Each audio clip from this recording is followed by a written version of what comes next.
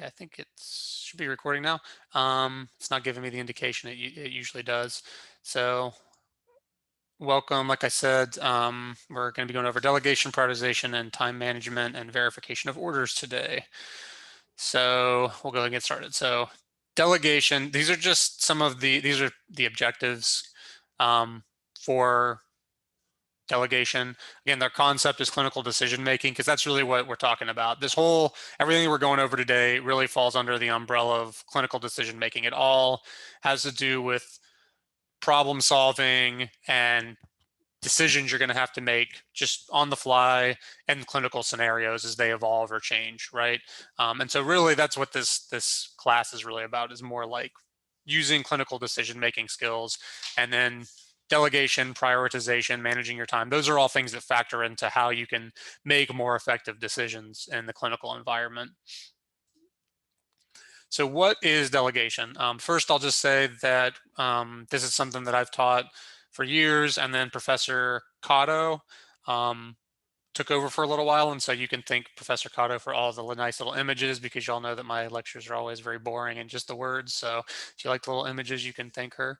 Um, but anyway, um, so what is delegation? Well, what it means is it's transferring of the responsibility of an activity from one person to another while maintaining accountability, right? That's according to the American Nurses Association. So we're going to get into that a little bit more, the difference between accountability and responsibility. But the key is basically that just because you delegate a task to someone doesn't mean that you're not still answerable to the results. And like I said, we'll go over that more in a little bit. What can and can't be delegated is determined by a lot of different factors, from the state, Board of Nursing and the Nurse Practice Act, down to the facility or even sometimes the unit, right? So, for example, in the hospital environment, y'all have seen that on the units, most of the med surg floors have PCAs. I'll refer to them a lot as unlicensed assistive personnel in this lecture, just because that kind of is like a blanket term that covers PCAs, CNAs, any just unlicensed assistive personnel, somebody who may be certified, but they're not licensed. And so they have a lot of those. They might have, well, I shouldn't say a lot. They have, a few of those on each floor, and they're oftentimes tasked with doing, activities of daily living and like things like bed baths, stuff like that. But in an ICU environment and like a critical care environment, it's not uncommon to see that there aren't really PCAs. There aren't really like nursing assistants in the same sense. There's techs, but they're kind of more just helping with the clerical work and helping maybe deliver supplies and stuff. But all the actual nursing care, including that might normally be done by PCA, is done by the nurses. And there's a lot of reasons for that, but that's just an example of, like, even within a single facility, what you're allowed to delegate might change depending on the unit you're on, or where it is possible to delegate tasks, right? So the responsibility versus accountability. Well, responsibility is basically means that you are responsible, for completing or doing a task, right? Whereas accountability is, you can think of it as the I guess quality of being blameworthy or being liable. So in other words, like, you are answerable to the outcomes or to what happens.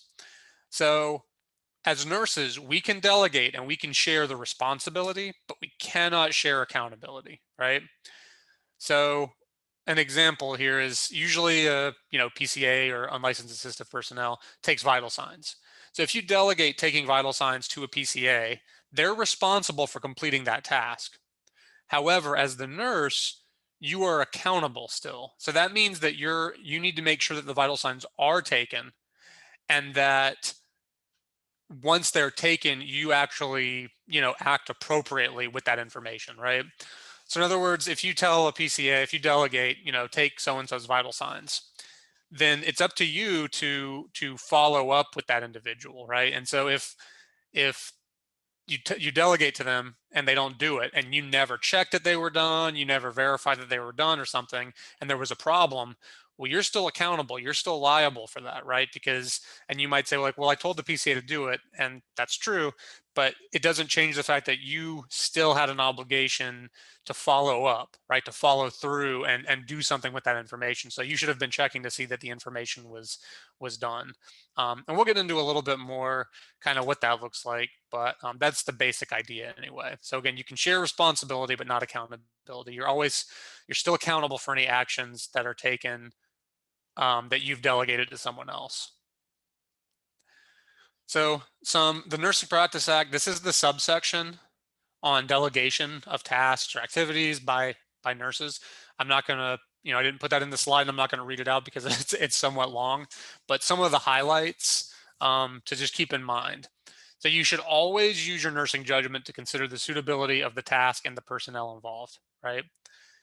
So just because something can be delegated doesn't always mean that it should be delegated, right?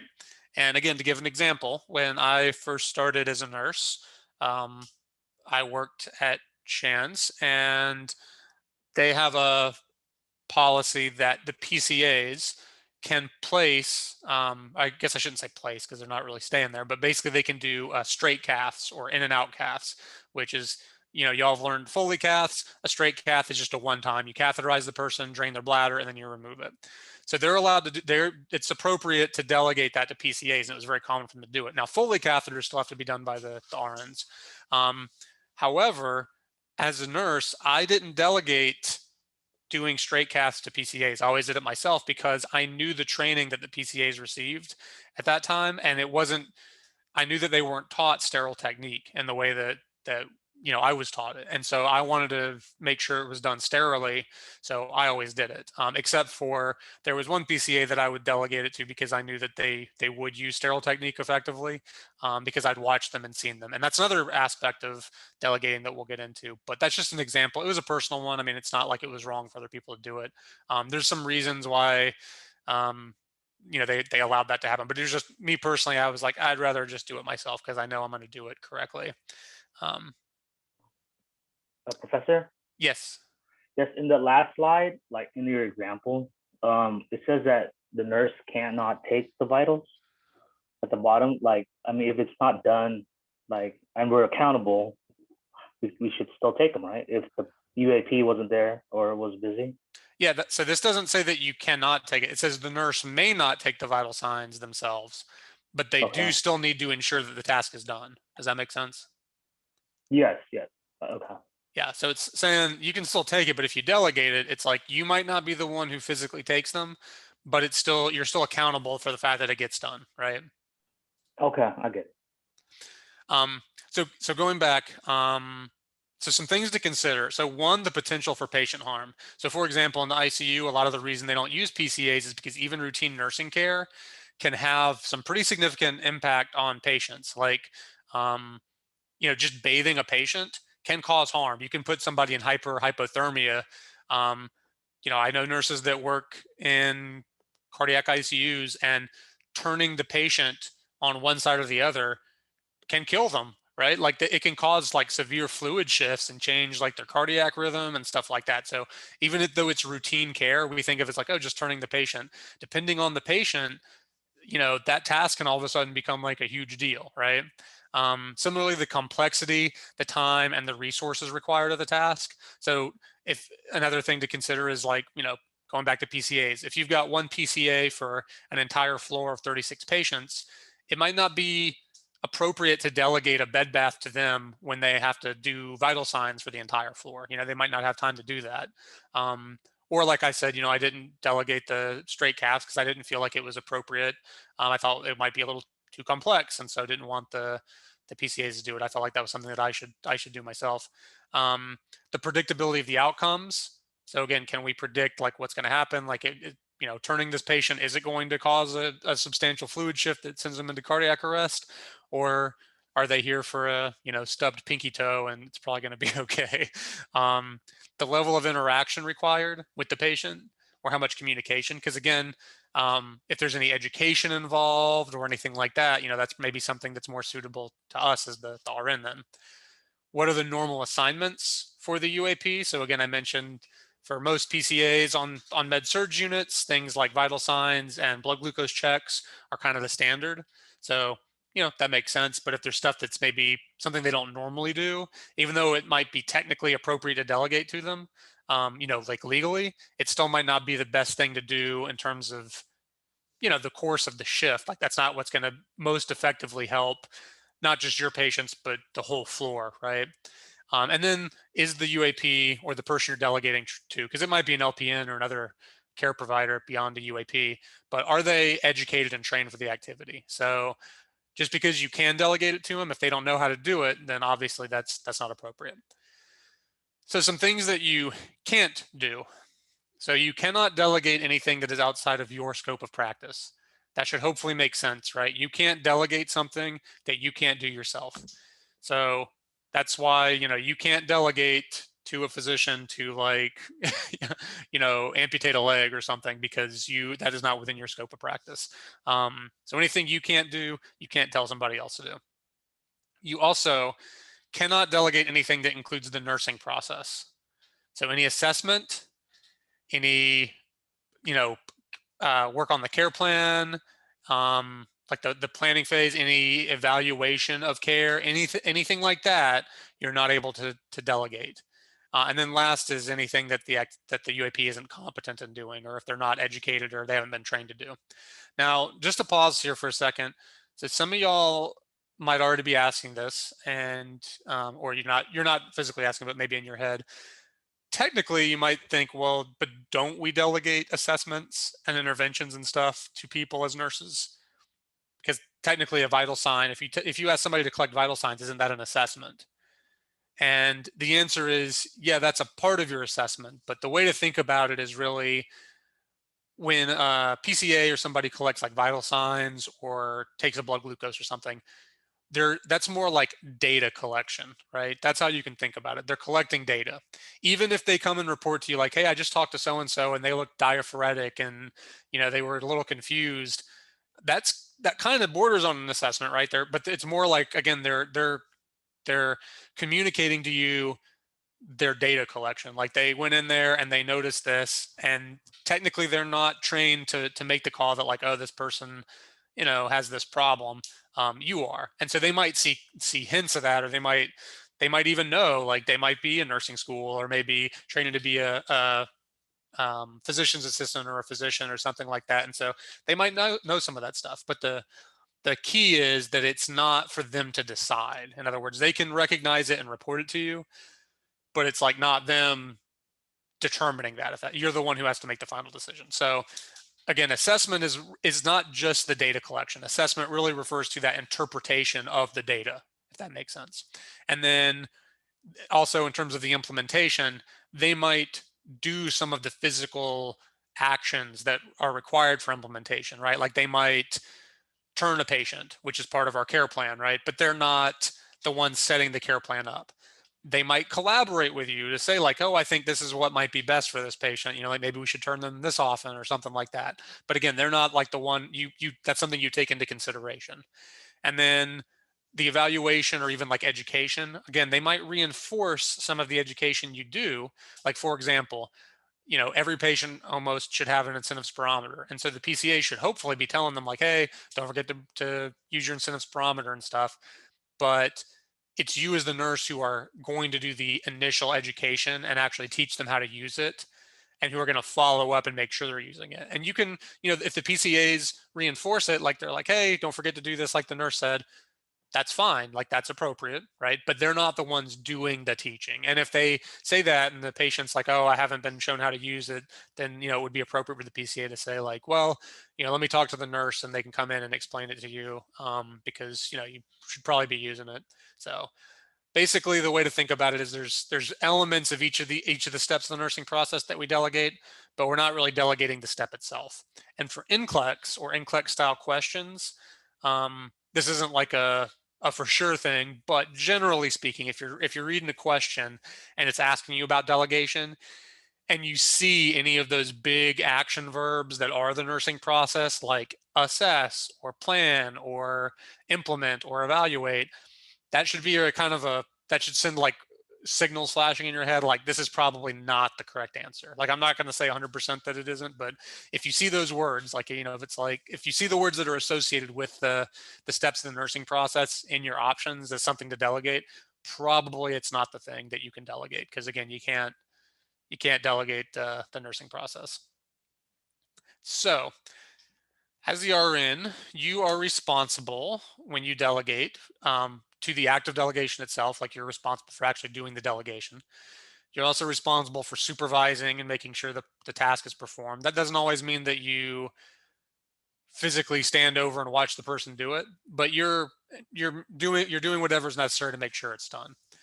You're responsible for the assessment. You're responsible for any follow-up or evaluation. So that means, again, if you get vital signs, what did you do with them? Like if they were dangerous, did you do what was appropriate to deal with that situation or not?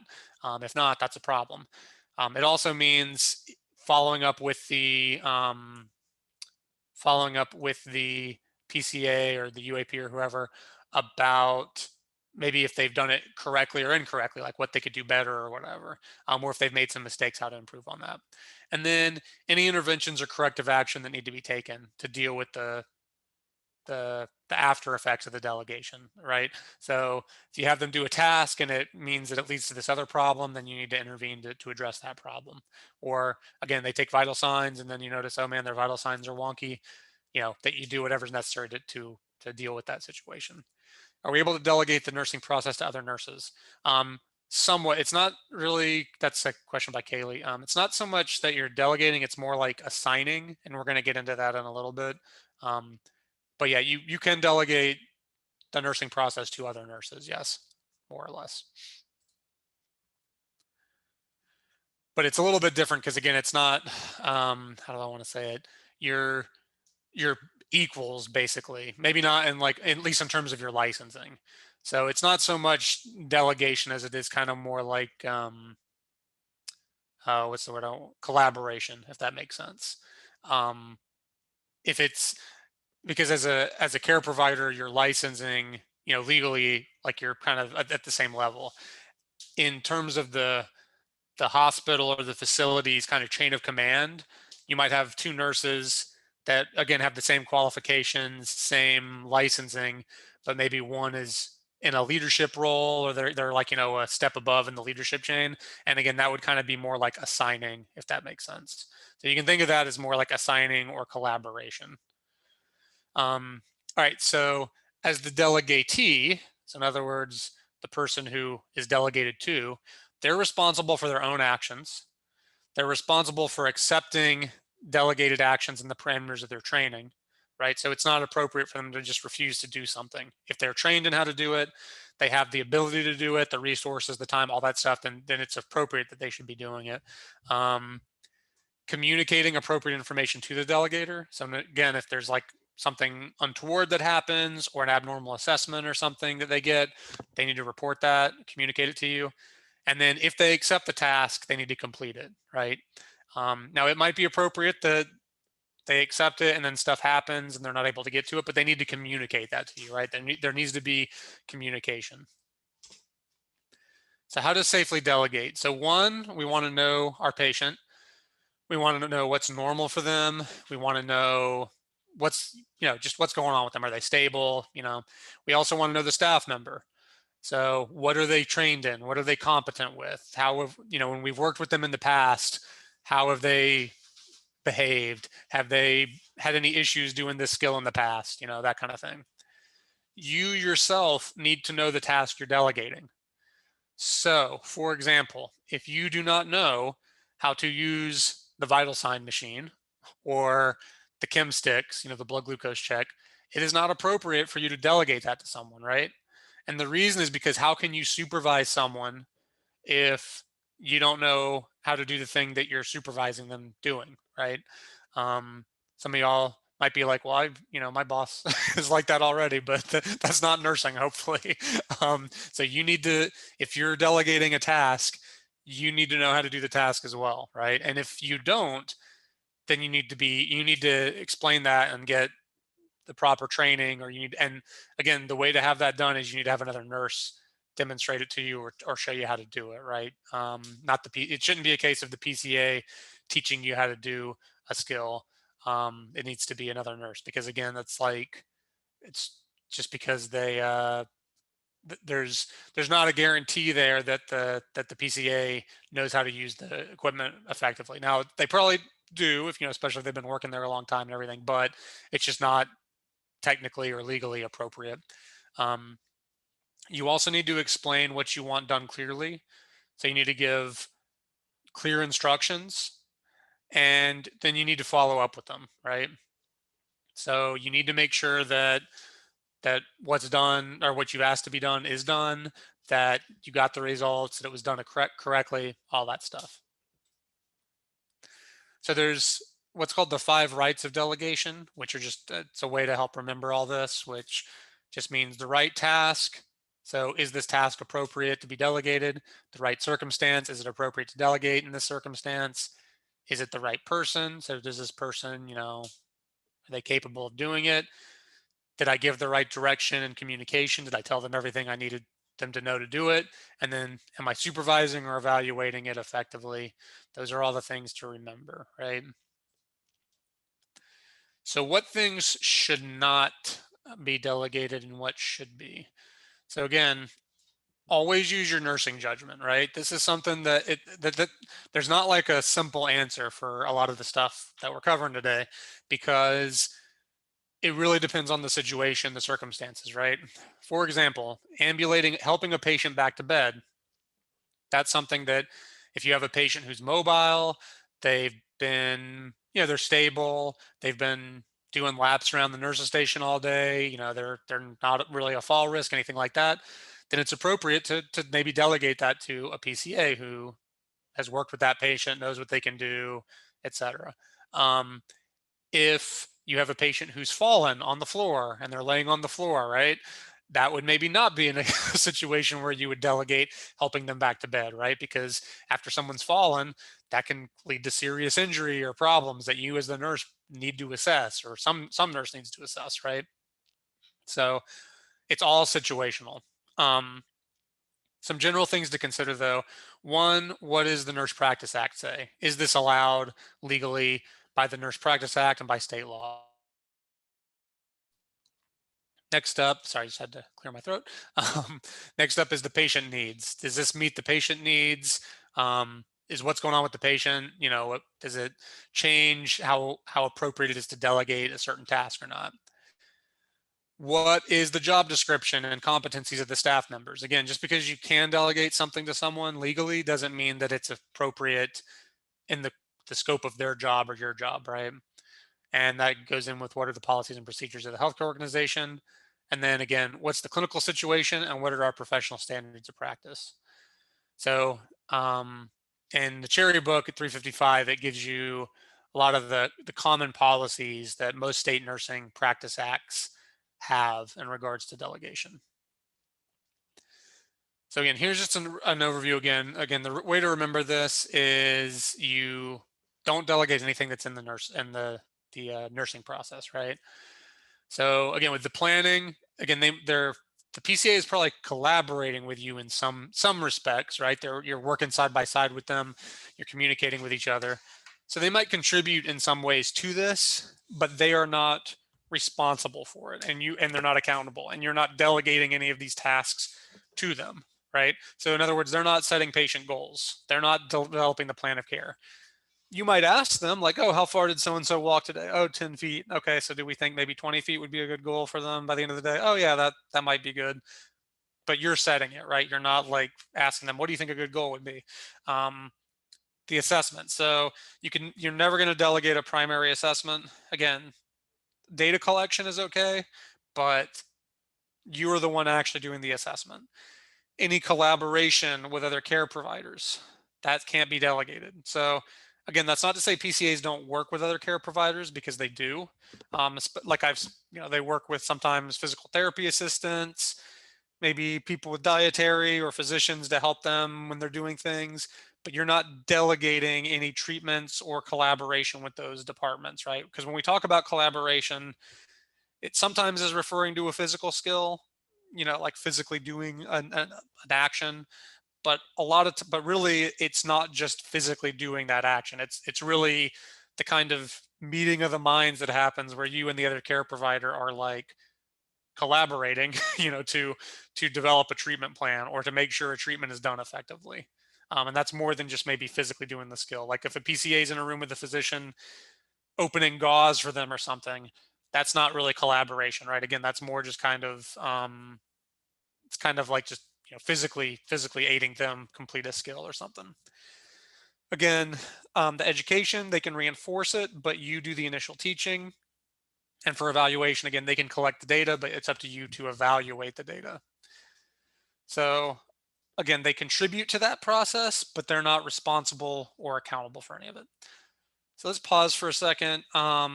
You as an RN need to check on several patients at once. Of the following, which patient would you delegate to an unlicensed assistive personnel to go in and do something for them? So take a moment to think about it, and then we will discuss. Actually, I guess I can do a poll real quick. Sorry, I know I'm still screen sharing.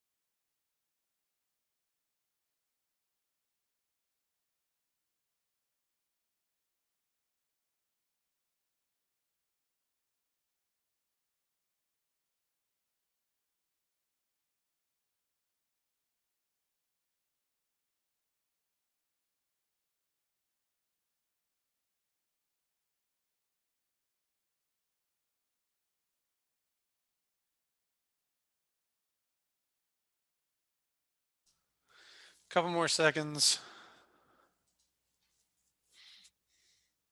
Giving everybody a minute or so just to read it over and think it over.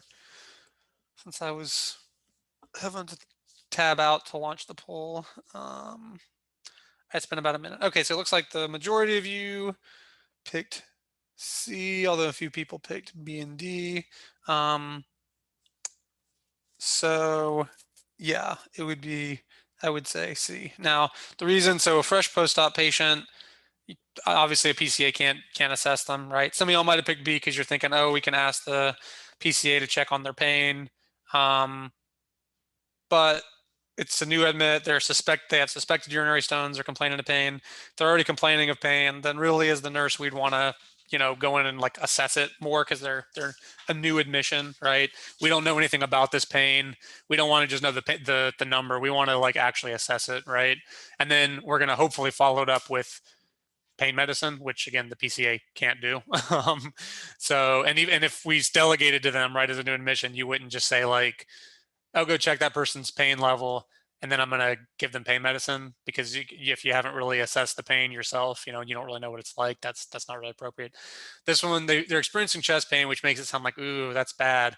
But they've had it for 3 days, right? And so it's like it's stable, right? That means it's probably not such an it's probably not one. It's probably not cardiac in nature, or if it is cardiac in nature, it's not life threatening, or if it is life threatening, then their life has been threatened for 3 days. Basically, it's kind of within their.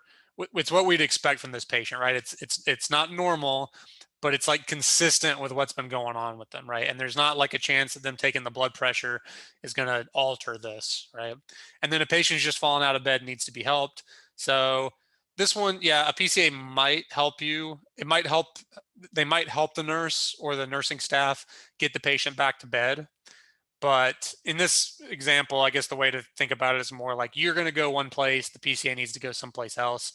This wouldn't be appropriate to just send a PCA by themselves, right? Because after a patient has fallen out of bed, you as the nurse need to assess them, right? If you have to do kind of an initial assess, even if it's just walking in and, you walk in and you see the patient and they're like, oh, I'm fine. I just fell on my butt and, I'm okay. And they get back up under their own willpower or whatever. It's still a change in the patient's condition, right? Even if it seems like a minor thing, it's a change in the patient's condition that needs to be assessed.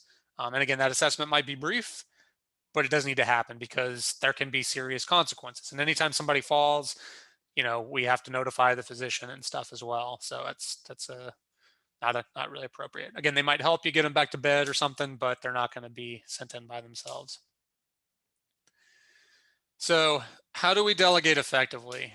So, one, we need to supervise them adequately. So again, make sure that when you're delegating, you're kind of watching, not necessarily like watching them the whole time, but the person's capabilities. You know what they're capable of. You know what they're going to do. You've seen them do the skill before. You're not worried about them. You want to know your patients and your staff members.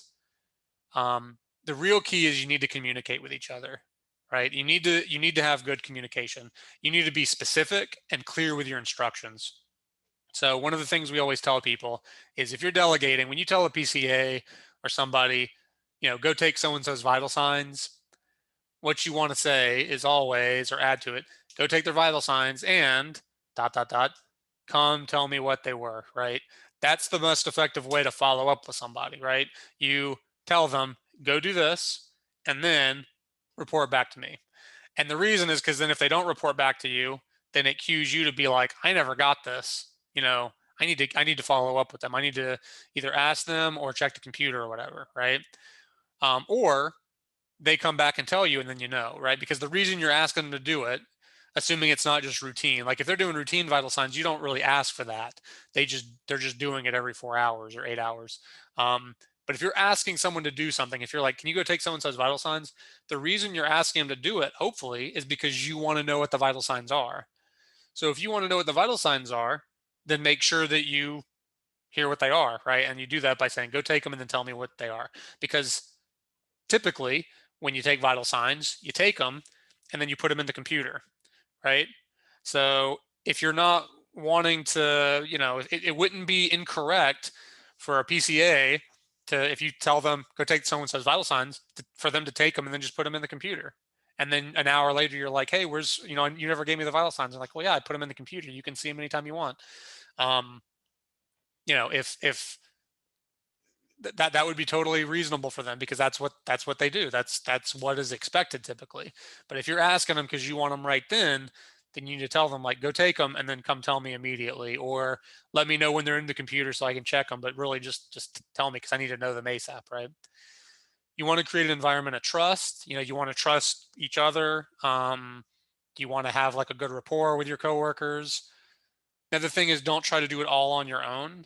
So one of the barriers that a lot of students and new nurses have is they have a fear of delegating because there's a lot of reasons. One is they're afraid of doing it incorrectly, right? Because as you can see, there's more to it than just telling somebody to go do it. Um, so you need to sometimes there's like kind of a fear of delegation.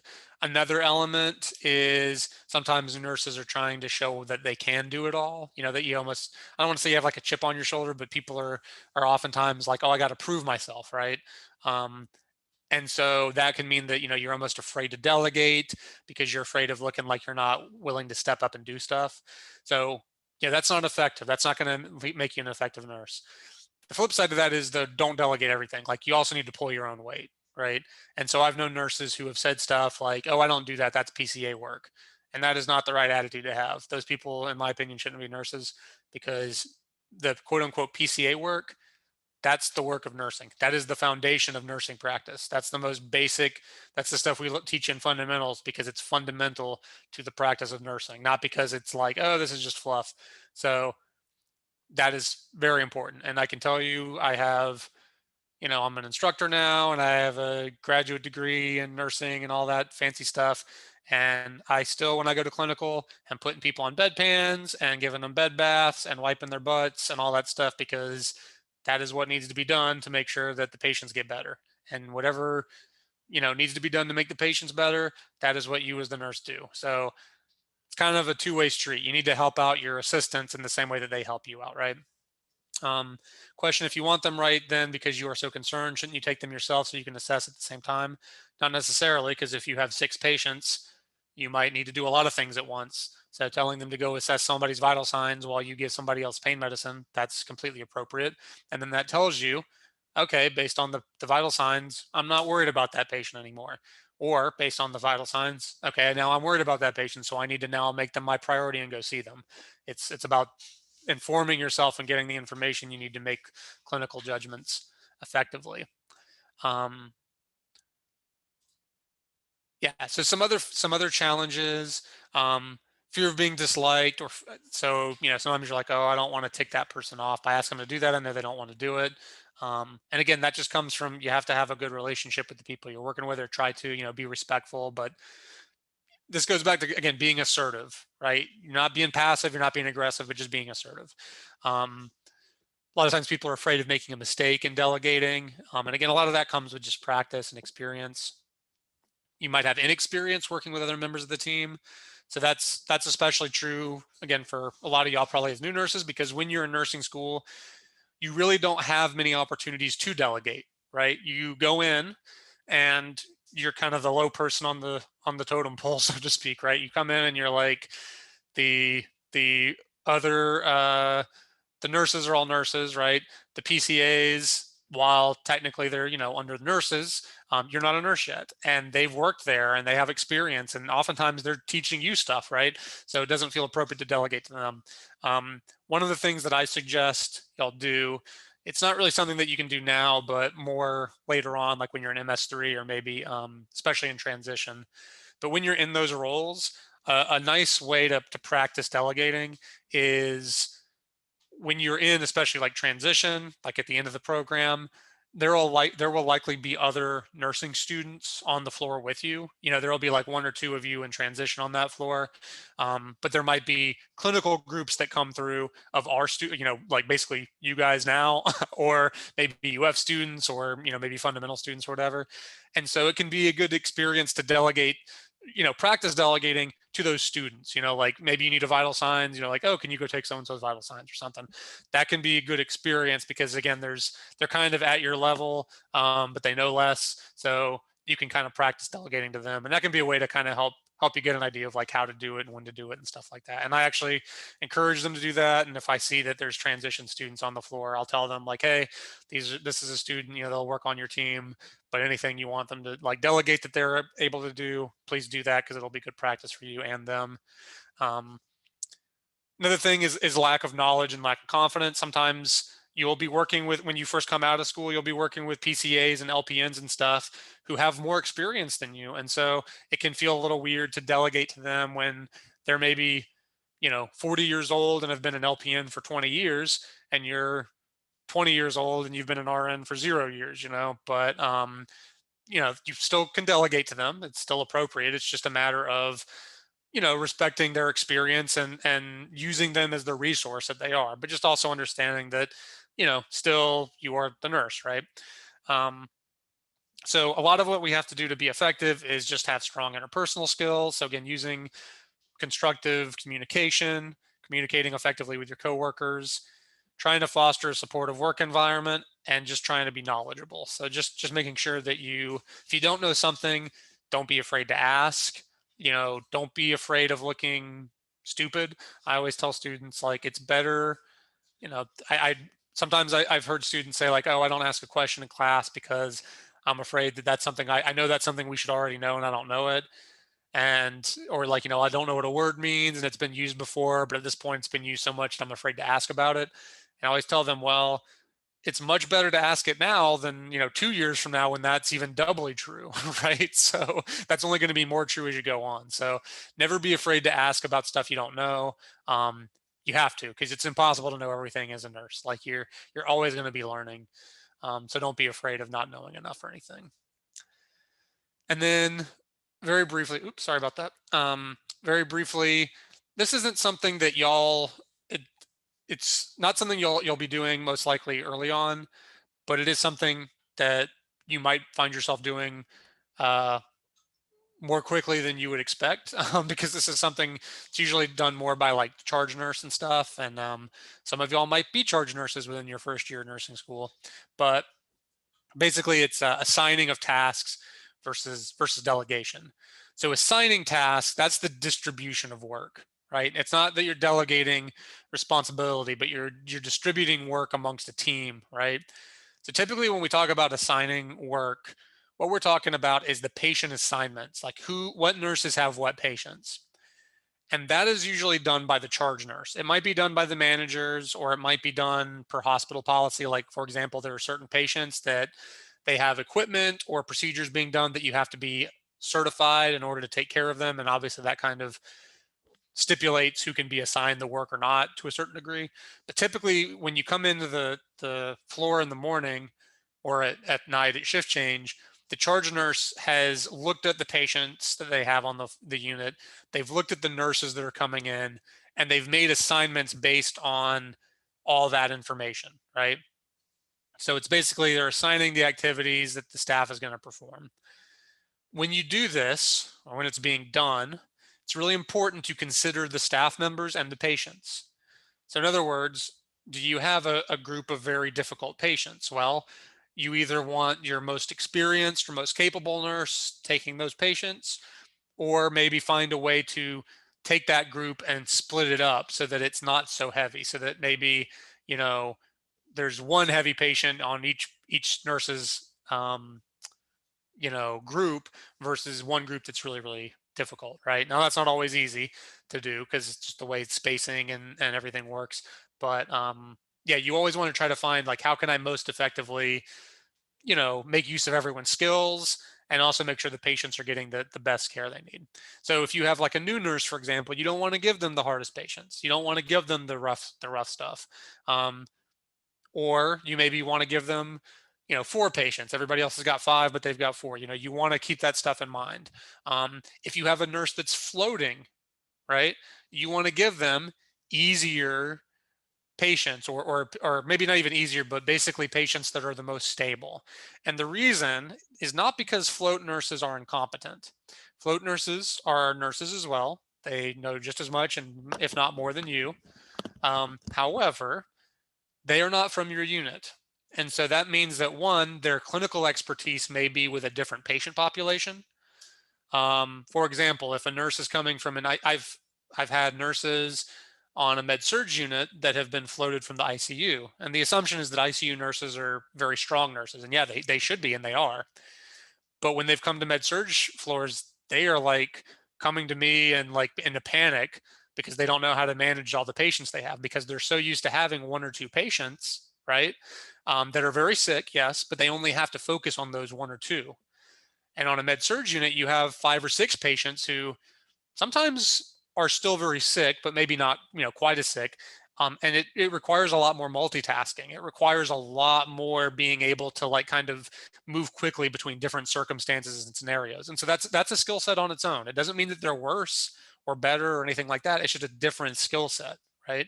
Um, and beyond just that, or even just like on a med surg unit, you work on a floor that takes care of orthopedic patients, but then you're floated to a floor that is mostly neurological patients.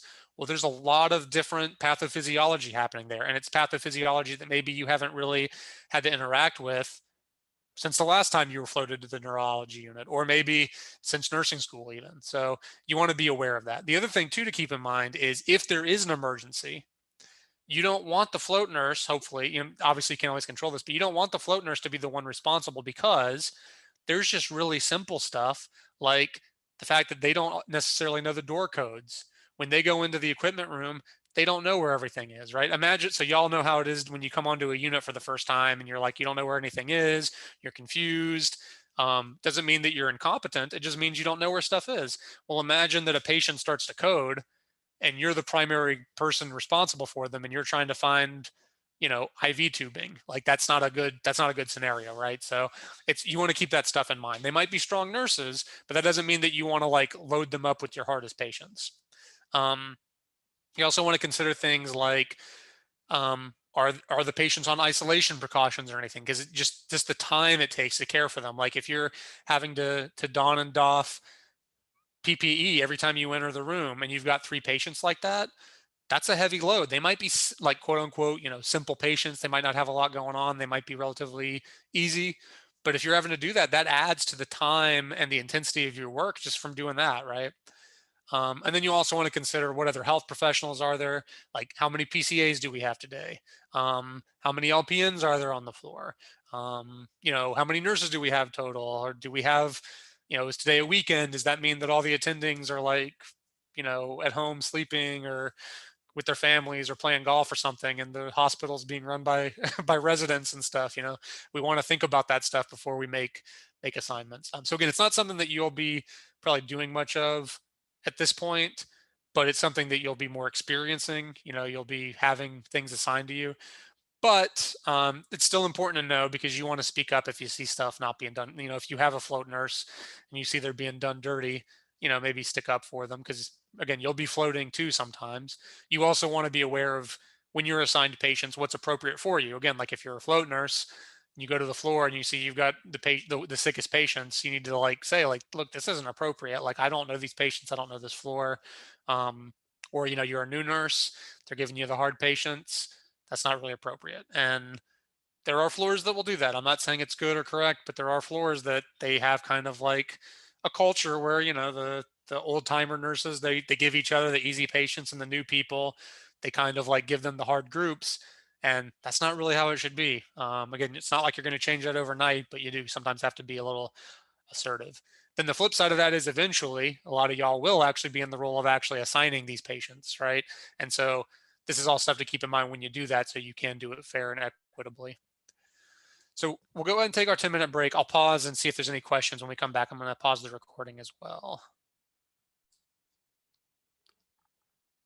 All right, so we're back. So does anybody have any questions from anything that we've gone over so far before we move on to the next section?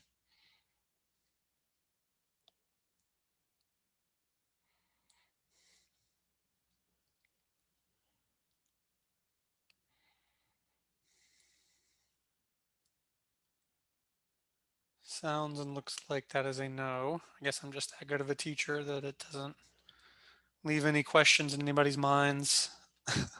All right, so we'll move on then. If anybody does have any questions, though, about the other stuff, we can go back. So, setting priorities, time management. So again, this also falls under, again, clinical decision making. And really the idea is, how do we prioritize effectively? How do we manage our time? Because even really, delegation and time management and prioritization, these all kind of come together really when you're in the clinical environment, right? And they really have a big effect on your day. Managing your time effectively is a key to giving good nursing care. I kind of compare, in nursing, I kind of see it as like what really makes a day bad, or what can make a clinical situation bad. I don't think it's really that like one thing happens. I kind of see it as like a death by 1,000 cuts scenario, where there's often a lot of little things that just kind of pile up over the course of a day, or even, a short period of time. And that is what leads to, real problems on your shift. Like, obviously there's critical events that happen, and those can't really be accounted for. But oftentimes it's little things like, oh, I need to do this skill, but then I forgot my supplies, so I have to go back. I have to interrupt myself mid skill to go get other supplies. Or, I'm in the middle of a skill, but then like I get distracted by another patient event that pulls me away from it. And so it ends up costing me time, because then I have to give up what I'm doing, go deal with that, and then come back in and start over again. So it's like all that time that I spent starting the skill, it was just wasted, right? But so things like that over the course of a 12-hour shift, they pile up and they end up costing you, you know, precious minutes or maybe even hours. And that can then lead to, again, less time spent with patients when you need to, and also just less time for you to, you know, take a moment to yourself to maybe take breaks, or to maybe chart or document or kind of stay on top of things. So time management is a real key skill, but it's difficult to teach, and it can be difficult to learn, right? Because there's not like a textbook answer for stuff. So just some general questions that y'all can come in with, your answers or thoughts. But how do you feel about your time management skills currently? what is your kind of experience or perception of time management and how RNs prioritize and utilize their time management? And then what are some challenges y'all anticipate or are afraid of, or maybe even are experiencing now in terms of managing your time effectively and prioritizing effectively as a nurse, or again, even now as a nursing student?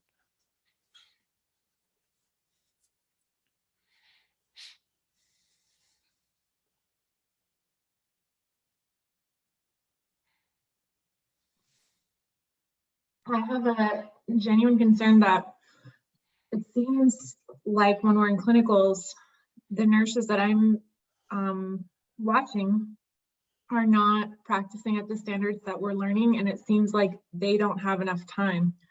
And when I inquire, like, why didn't you do this specific thing this way? They say that's not realistic. There's not actually time for that. For example, like they start their day, they just go immediately and get their meds before greeting their patients. One of the nurses I worked with was like, I have no idea what any of these meds are for, but we need to hurry up and pass meds. Stuff like that. So I'm worried, like, is that the reality, or is that just like, is there actually enough time to do things at the quality that we want to do them at? Okay, yeah, that's a good question. Yeah, I know exactly what you're referring to. And yeah, that is, I mean, I think that there is time to do it. And if there's not, then that's a question of, being an advocate for yourself and your profession and saying like, hey, this isn't appropriate. We're not able to do the job effectively the way we're supposed to. It's kind of a separate discussion. But yeah, you're right though that there are a lot of nurses that kind of they practice in that way, right? And that could be just the fact that they're not managing their time effectively or prioritizing effectively. Anybody else? I understand what Raquel was saying. But whenever I was in clinical, I definitely saw the nurses do like their physical assessments and everything. They did grab their meds first, but I never really heard any of them say like they didn't know what the med was for. So that could have been just like that nurse specifically. But I do understand with the whole like prioritizing of time and whatnot, how it could be tricky depending on how many patients they had. Um, but for a nurse to say that they don't know what the meds are about or that they didn't have time, I don't really think that's reasonable.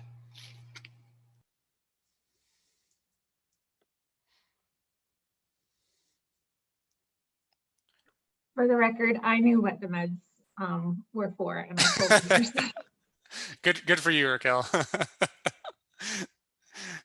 At least then we knew that the patient was getting what they needed, right? As long as somebody knew what they were. But yeah, that's good that you did take that time. Anybody else? Any other thoughts or comments?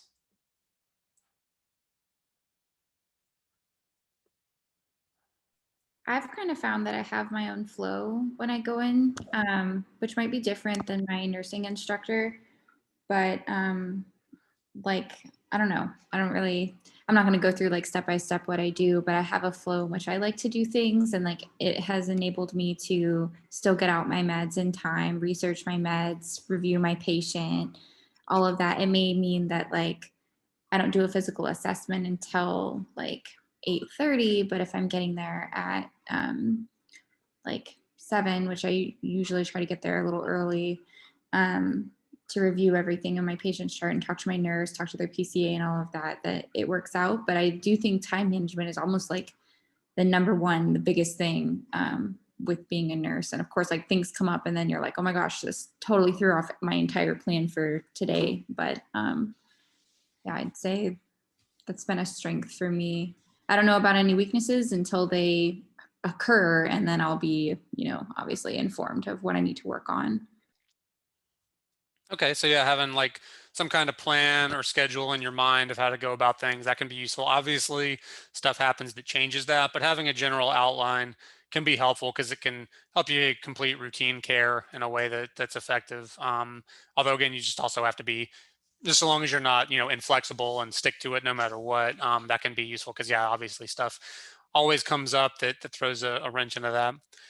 So some common barriers to effective time management. So one can be sometimes our perspective of time. So, everybody has different perspectives of time. Some of y'all, when hopefully this isn't many of you, but there are some people, that are just always late to everything. And it has nothing to do with like their lives are, maybe chaotic or they're dealing with a lot of stuff. They're just late to everything. Sometimes it's that you're always early to stuff, and that can actually, I'm always early to stuff. And I think that's a good thing. But I'll also say that while I think it's a good thing because I'm that way and that's my personal kind of like, you know, uh, that's kind of how I behave. There's also downsides to it that actually make me less efficient sometimes because I get places too early. And then it's like, wow, I could have spent the last like 10 or 20 minutes being productive, but instead I'm just like waiting on the other people. And then sometimes it's not 10 or 20 minutes, it's 30 or 40 minutes because guess what? They're also the people that are late. So that can have an impact, right? So not using our own energy appropriately. So knowing like, how much, like basically not giving yourself breaks, not taking moments to kind of like, you know, get back in the zone or kind of like orienting yourself and, feeling like, okay, yeah, I've got the energy to do this now, or like, oh, I'm too tired, or sometimes this is kind of more between shifts. You'll have nurses that'll work a ton of shifts and they're not allowing themselves time to like take breaks or have days off and things like that. Sometimes it can be a case of not having clear goals or priorities. Sometimes, again, this goes back to, I think it's true of a lot of new nurses, is trying to take on too much. Because again, you're trying to like prove yourself. You're also trying to get as much experience as you can. So you maybe sometimes bite off more than you can chew. I know that was definitely true of me as a new nurse. Sometimes having a fear of downtime. You're afraid again that like, if there's downtime, that one, I'll look like I'm not doing anything. But then two, it can be stressful to have, it can be hard to like separate yourself from your patients because sometimes it's not even just a fear of how you'll be perceived. It's an actual fear of like, I can't go on break. What if something happens to my patients? Like I'll be, who will take care of them? There's a real fear of like, if I leave, something bad's going to happen. Right.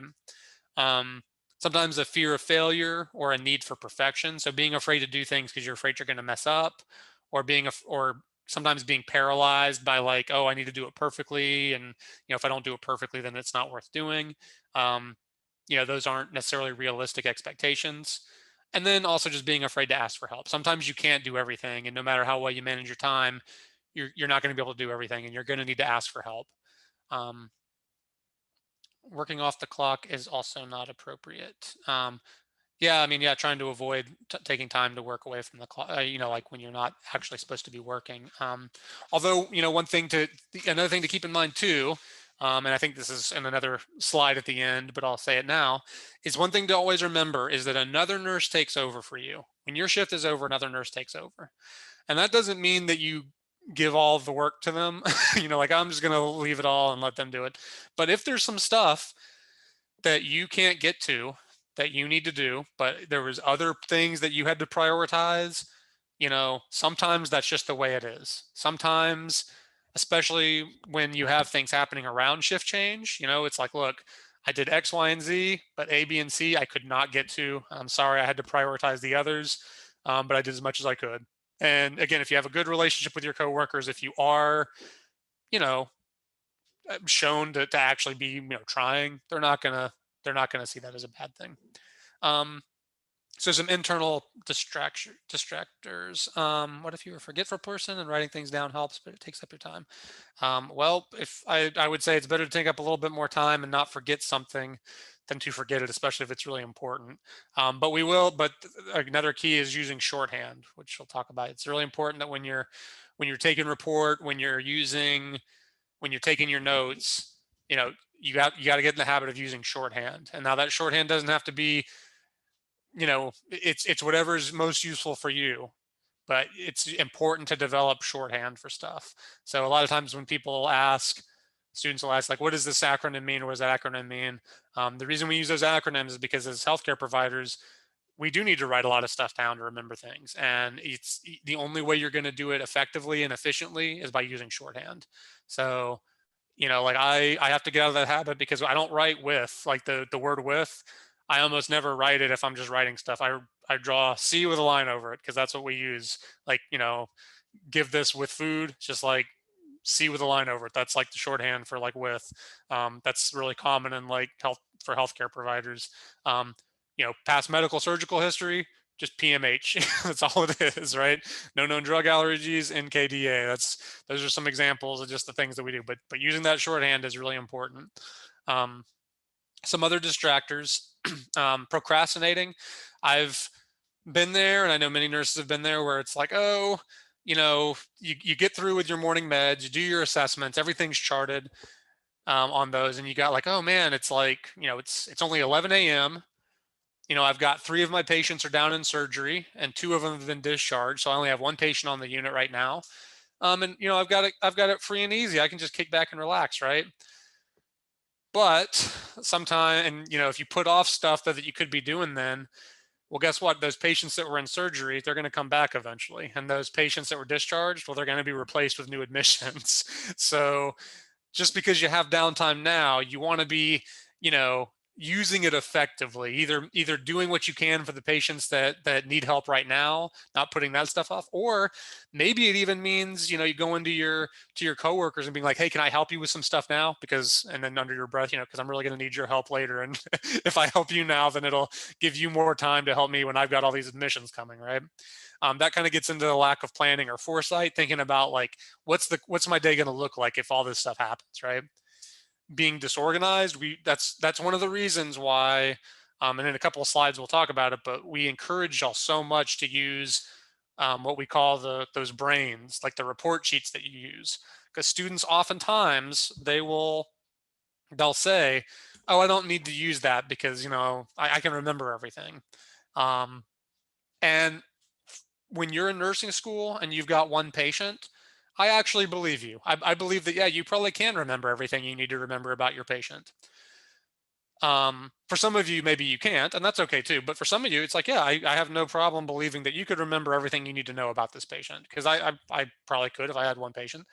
When you've got 6, though, it's not quite that way. And when you've got 6 patients, you do need to be organized. And the way that we get you there is by making sure that you practice staying organized with 1, 2, 3 patients, right? We can't give you 6 and then teach you organization then, right? You've got to kind of already have those basic skills there. So being organized is really key. Sometimes being indecisive, you got too much to do and you're afraid to do one thing first because you're not sure how to prioritize effectively. And sometimes you're not going to be effective at prioritizing. Sometimes you're going to make mistakes, but that's okay, just so long as you're continuing to do what you need to do. And then not setting time limits, not saying like, hey, I've got to get out of here at this time. I know especially true for students. A lot of times they'll tell me that they have a really hard time extricating themselves from patient rooms because, it's like, Grandma Methuselah, and she's like, oh, come, let me tell you, a 40-minute story about something. And so sometimes having time limits, makes you a lot more assertive and being able to say, I really hate to interrupt you, but it's 10:20 and, I need to go give this other thing to another patient. If I don't give it, then, it's not going to be good for them. And, I'll come back later when I have time.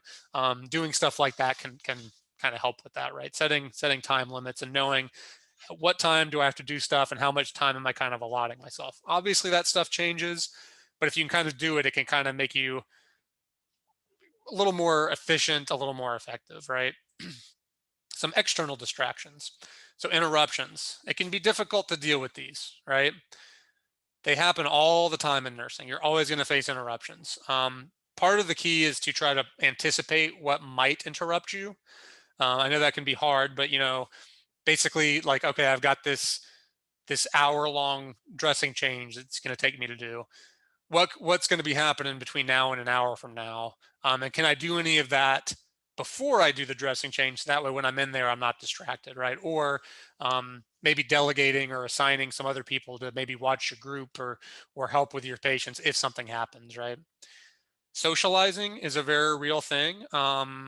You spend time at work, you hopefully get to know your colleagues and you're friendly with them. And sometimes people just want to talk to you about, BS. They just want to like talk about their weekend or whatever. And again, you need to be confident and being like, oh, hey, sorry, I got to go do this other thing, right? And not being distracted too much by the socializing. Or again, sometimes even with patients want to socialize. meetings and paperwork and administration. Now, these can be big distractors.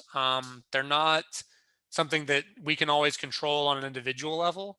Something that a lot of times is more of a institutional, thing, and it's a culture thing that you have to work to change. But I don't know. If it's, just as an example, have any of y'all been on floors where they do like a morning huddle with all the nurses? Like all the nurses kind of get to the nurses station and Yeah, yeah, they do that at the VA. yeah. How long do they normally take? Just kind of y'all can put like the number of minutes or so in the chat. 15 minutes, 15 minutes. I guess everybody's saying agreeing 15. Okay. So yeah, if you've got I mean, really those huddles shouldn't be too long, right? 15, I would even say is like kind of pushing it a little bit. Like hopefully they're like 5 to 10 minutes. If they're like 30 minutes, well, guess what? Now it's 7:30. Now all of a sudden it's like, okay, by the time you get reported, it's 8 a.m. Well, guess what? There's meds due from, at 9. Well, you got between 8 and 10 to give them. And now, yeah, you are looking at a situation of, oh my gosh, like, my meds are going to be late. And if I actually take the time to look up my information about my drugs, like Raquel was saying with her nurse.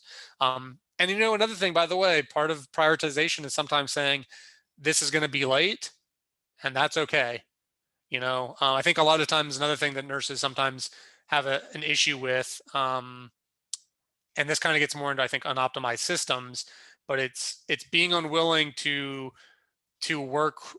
They basically treating like some of the computer systems and things that we have set up as like hard and fast, and being unable to like kind of I don't know how to say, but being a little more fluid in like how they approach problems, right? Like I tell students all the time, just because a medication turns red in the chart does not mean that you need to give it, right? Just because it's late or it's due, there might be a very good reason why you're waiting or holding that medication, right? Like you're like, well, I'm waiting on a test result, or we this drug is due, but we need to get cultures first because it's an antibiotic and we haven't gotten the order for culture. So yeah, it's going to be red and it's going to make me look like a terrible nurse, but that's not what's important. It's not actually going to make you look like a terrible nurse, by the way, but that's, internally, that's kind of what you feel. And you just document then when you give it that, medication was due late because we were waiting on culture, right? There you go. It's documented. It's not a problem. But yeah, it's trying to change things so that you don't have as much that these meetings and documentation stuff don't get in the way of patient care. Failures in teamwork. Sometimes if you don't have a good ability to collaborate with other healthcare providers, that can be a problem. You keep trying to call maybe pharmacy to give a med, and they're not sending it, or there's something wrong. That can cause issues. And then again, unoptimized systems. I mentioned like just a lot of times this can be computer systems that aren't optimized for like basically the end user effectively. Um, but it can also mean just even things like how we kind of run the floor, right? Like what our kind of just policies are. Those are also systems, right? And again, these aren't necessarily something you can really control super easily, but they're things that you can identify and try to improve on the floors you work on. So how do we effectively manage our time? Well, again, unfortunately, there's not like a checkbox. I can just say like, if you do X, Y, and Z, you'll always be on time. Um, I wish there was, but there's not.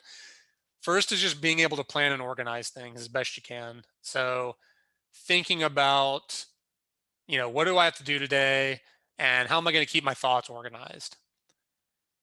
Using effective prioritization. So if you prioritize effectively, that means you're going to get to problems and deal with them before they become worse problems, right? And that's really key.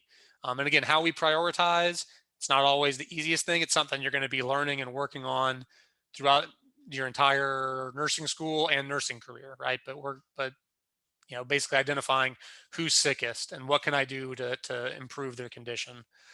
Using your resources, not just your physical resources, but also your personnel resources, right? So again, that comes back to delegating, like knowing when to delegate, knowing maybe sometimes when you need help, when you have a rough team, and maybe asking your coworkers, like the charge nurse, or maybe even other nurses, like, hey, can you help me with this problem? Because, I got this issue. A good example of this is just even things like moving somebody up in bed.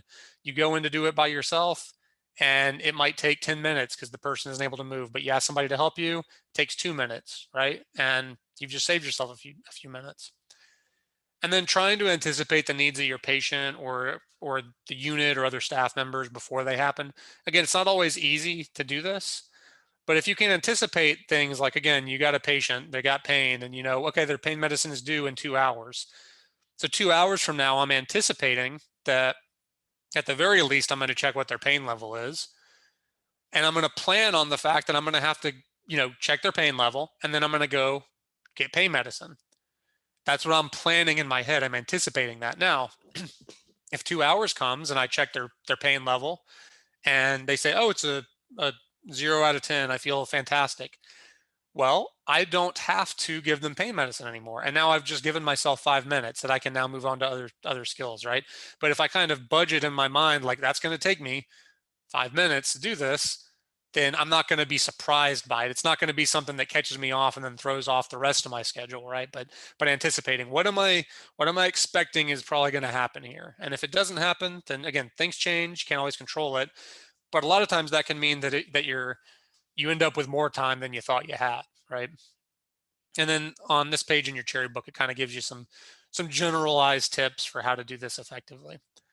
This is an example of not a brain exactly, because this isn't like a report sheet, but an organization tool that you might use. And so this, would be used in conjunction with a report tool. I don't think it's like the best out there.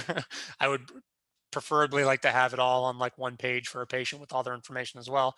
But it's just an example of like the kind of way you could think about organizing stuff, like it's got like the different patients, and then it has like their vital signs at each time. It also has like, you could write down like, yeah, when are their meds due, so I can kind of look and see at a glance like, yeah, when I got to give this person's meds at 7, but then this person's at 8, and like here's what I have to do, right? It can help you plan and organize yourself a little bit better, so you can think, okay, I'm going to give this person's meds, I'm going to get this person's meds, then I'm going to be in this room at this time so I can do their vital signs and then give their meds. And then over here, I'm going to give them their pain medicine, whatever. But just thinking about what does the timeline look like, and that can help you organize your day a little bit better. And so incorporating something like that, some way of like looking at your time, can be really effective. So again, you got to use some kind of organization tool. It doesn't have to be that. It doesn't have to be. I always tell students in clinical, we give you all that report sheet in the clinical packet, and it's a good one. If you use that, that's great. But frankly, like I don't care what you use. If my students are in clinical, whatever you use, so long as you are organized. Now, if you're not organized, then I'm going to come around and be like, look, this isn't appropriate. Let's find you a better tool. Let's find something that's going to work for you, right? But some people, they take out a blank sheet of scratch paper and they write stuff down, and that works for them, right? And if that works for you, then that's great.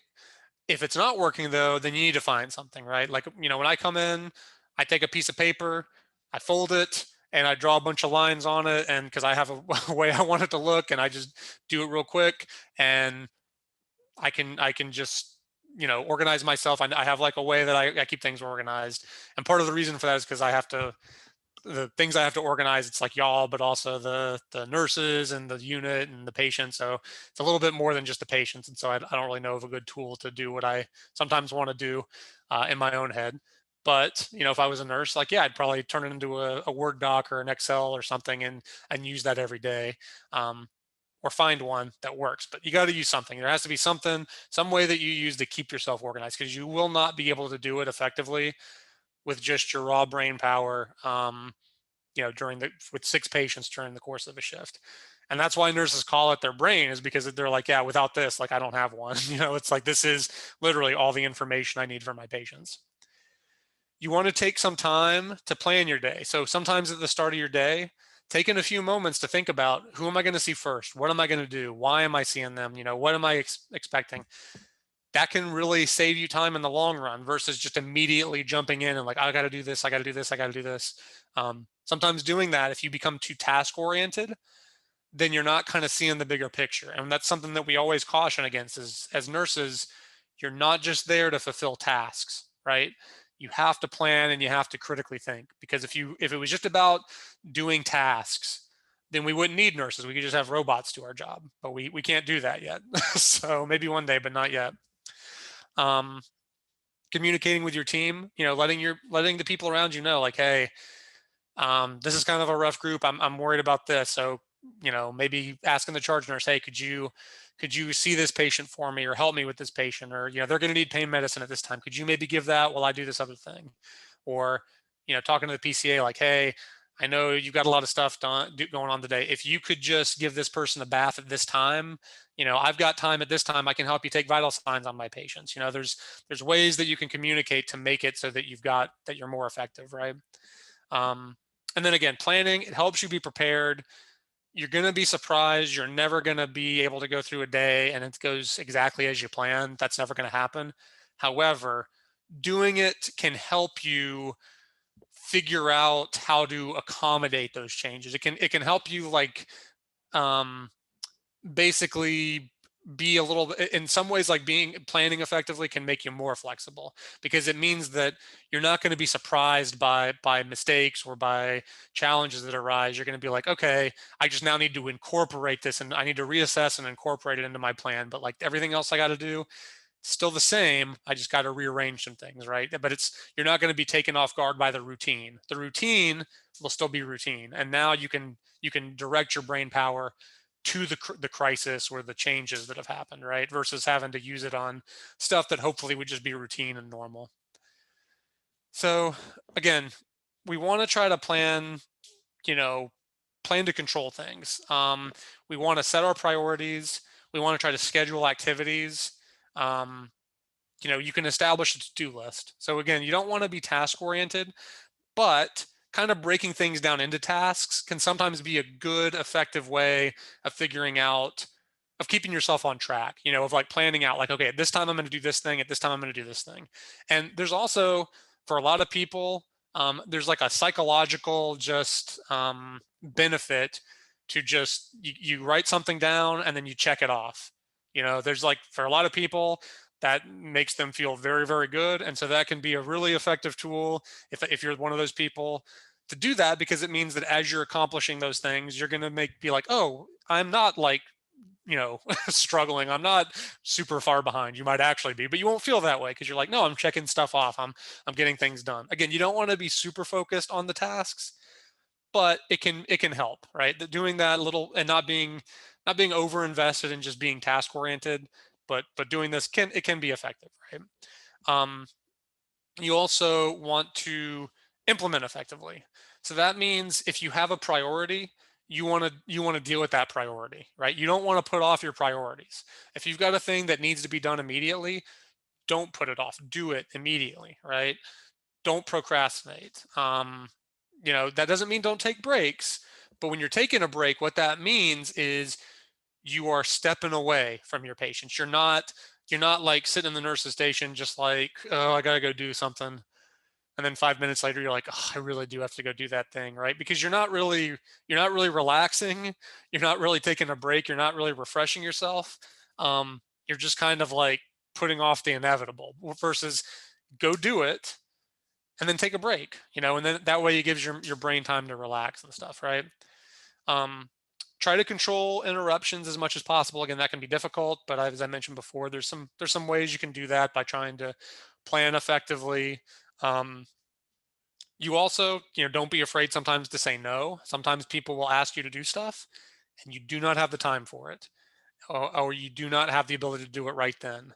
And so it is appropriate sometimes to say, no, I'm not going to be able to do that. Can you do it? Or I really am not going to be able to do that. Could you help me out or something like that? And then also familiarize yourself with the technology.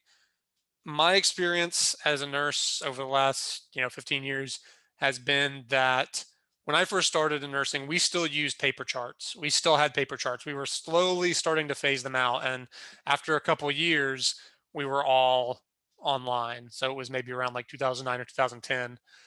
One of the things that I've noticed, and again, like I grew up, in like I grew up with a computer. Like I feel very confident and comfortable using new technology. as I'm sure a lot of y'all did because you know have done it your whole life. That being said, sometimes the technology we use is not it does not have the end user in mind a lot of times, and you as the nurse are the end user, right? Sometimes it adds complexity, right? Like right now, to teach this class, you know, I have about 20 different passwords and logins I have to remember for Kaplan and Canvas and OneDrive and what is it, vSim, and then you know when we go to the clinical, I've got all these like Epic and all this stuff. So it can be a lot, and I know y'all are in similar circumstances too. You know, you've got to remember a lot of that stuff. So the reality is that, you know, using online charting, it's good. It is a net positive. However, there was something very appealing about paper charting. Even when as we were moving to online charting, I was like, man, sometimes I miss paper charting because you give a med, you know what you do? You just sign your name next to it. That's all you do. You don't have to log in, you don't have to scan, you don't have to do all that stuff, right? So what I'm getting at is sometimes using technology, it's good. It's made things a lot safer, but it is time consuming. And so being familiar with the technology and understanding how to use it and how to use it effectively is a really key part of managing your time effectively. You know, knowing how to log in effectively, where to go to get the information you need, and not having to like troubleshoot or problem solve when you're in the middle of a shift, right? That kind of gets back to um, uh, before I break you off and start talking about this. Another thing is that when we're in lab and we're having y'all practice skills, that's why we have you practice skills. And we're not just seeing like, oh, you can do the skill safely. In my groups, I'm always like, you did it 10 times, we'll do it 10 more. And the reason is because the more you do a skill, it's not just about, okay, I can do this safely. It's about, can you do it quickly? That's not to say that you want to do things fast at the expense of doing it safely, but you do need to get to a point where you can do it quickly, because the quicker you can do a skill safely, again, I should emphasize, then the more time you're going to save yourself, and the more ability you'll have to manage your time effectively and to prioritize effectively, right?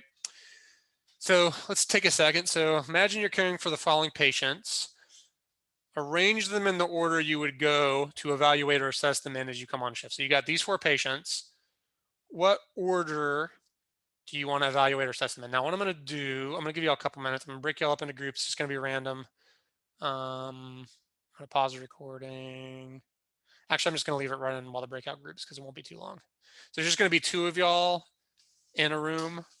And what I want y'all to do is just like, you know, you can think about how you'd order them, and then just talk to your partner about how you would order them. Um, you know, just share basically, and then we'll come back together and I'll ask people to maybe just kind of give an example, or a few people if they want to share the order that they chose. Okay. So,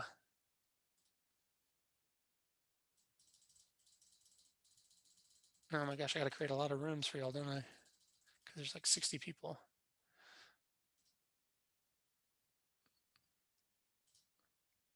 All right, so go ahead and join.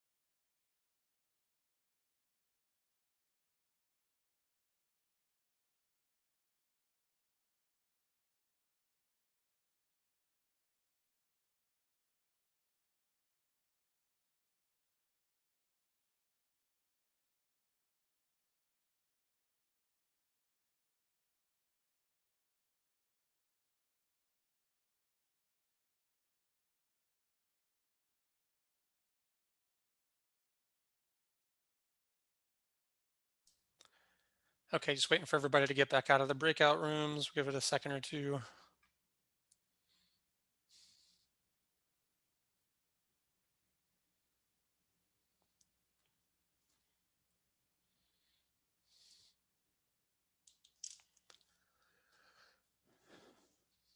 Okay, as people are coming back, does anybody want to share their order, but specifically like the rationale behind it?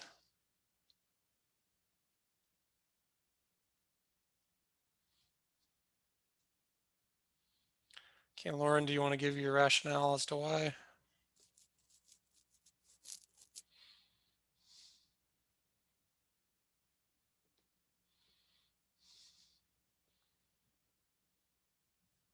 Guess that's a no.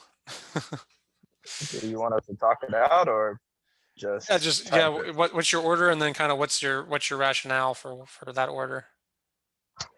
We did A, then D, then B, and then C.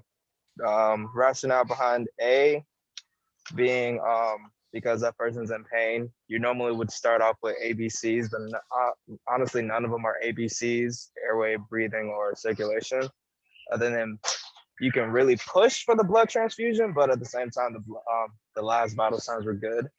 So I would definitely go do pain first, then go check on the blood transfusion to get a new set of vitals just to make sure everything's good. And then the blood sugar is a little elevated, but honestly, with a lot of the sliding scales that I've dealt with, you don't even give a coverage until it hits over 150. So I'm not really worried about that one too bad. And then you go to the normal saline bag because they're empty. So you just, if there's a new order for to continue on more fluids, then you do that. But if there's not, then you'll just stop it, flush them out, and keep going. Okay, yeah, thanks. That makes sense to me. Sarah says A, amount of pain. C, the empty IV bags, you need to change it. D, the transfusion runs for 1 to 4 hours and patient is stable. And then B, meal is an hour away and patient's blood glucose isn't elevated by much. All right, anybody else?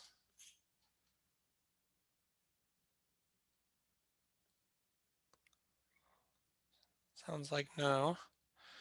So yeah, so the whole idea is I tried to make this, somewhat difficult to kind of prioritize because it's like, yeah, none of them seem like super, super crazy, if that makes sense. Students always ask me, what would you do?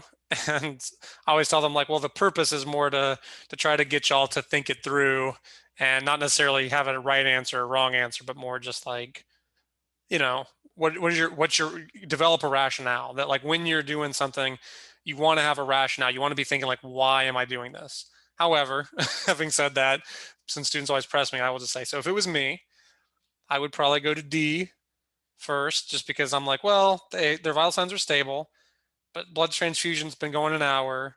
The last vital signs would have been what would that be, 15 minutes ago. So now it's time to take them again. So okay, maybe go check on them. Just make sure they're not showing any signs of a reaction or anything. Then give this guy's pain medicine or this person their pain medicine because yeah, 8 out of 10 is super, super high. I'm just thinking that even though this is really bad, technically a blood transfusion reaction would be the worst possible thing that could happen in this scenario, right? So that's what I'd want to check on. But then after that, yeah, pain. Then I'd probably change this IV bag. It's not the end of the world. People can have, their IVs will beep for like 30 minutes and nobody comes in. And then probably last B, just because yeah, it's an hour before breakfast. There's no need to rush because there won't really need to do anything for at least an hour. And their blood glucose is 140, which is elevated, right? We say 70 to 110 is normal. But what's key is that as a nurse, we don't really do anything unless it's above 150. While they're in the hospital or even at home, a blood glucose that's a little elevated, we're not super concerned. If it's like 120, 130, we're not really going to do anything. It's only really at 150 that we start giving insulin. So this, I'm like, okay, that's fine. We just need to maybe check it before lunch, and maybe I'll need to give them some coverage before lunch. But this seems okay. So that would be my kind of rationale. But again, I'm not saying you're necessarily wrong for seeing this person first and then this person, because again, it says they were stable. I just the main purpose is we want you to think through, or I want you to think through why you're doing what you're doing. What's the rationale? Will we get questions like this on NCLEX? You will get, you've gotten questions about prioritization and you'll continue to get them. Yeah, like they might not look exactly like that, but yeah, you will be asked questions about prioritization, right? Because that's a big part of nursing is identifying what patient is the most critical and who needs to be cared for immediately versus who can kind of wait, right? Because again, when you've got 6 patients and one of them is going into crisis or something, you need to have the ability to recognize, like, okay, this person is having the emergency and they need to be seen, and the other people, they can wait. That's triage is kind of, it's a part of nursing. So they might not look exactly like that, but they will be prioritization to some degree. Yeah. So again, there's no real rule to prioritize. It can be difficult depending on situations.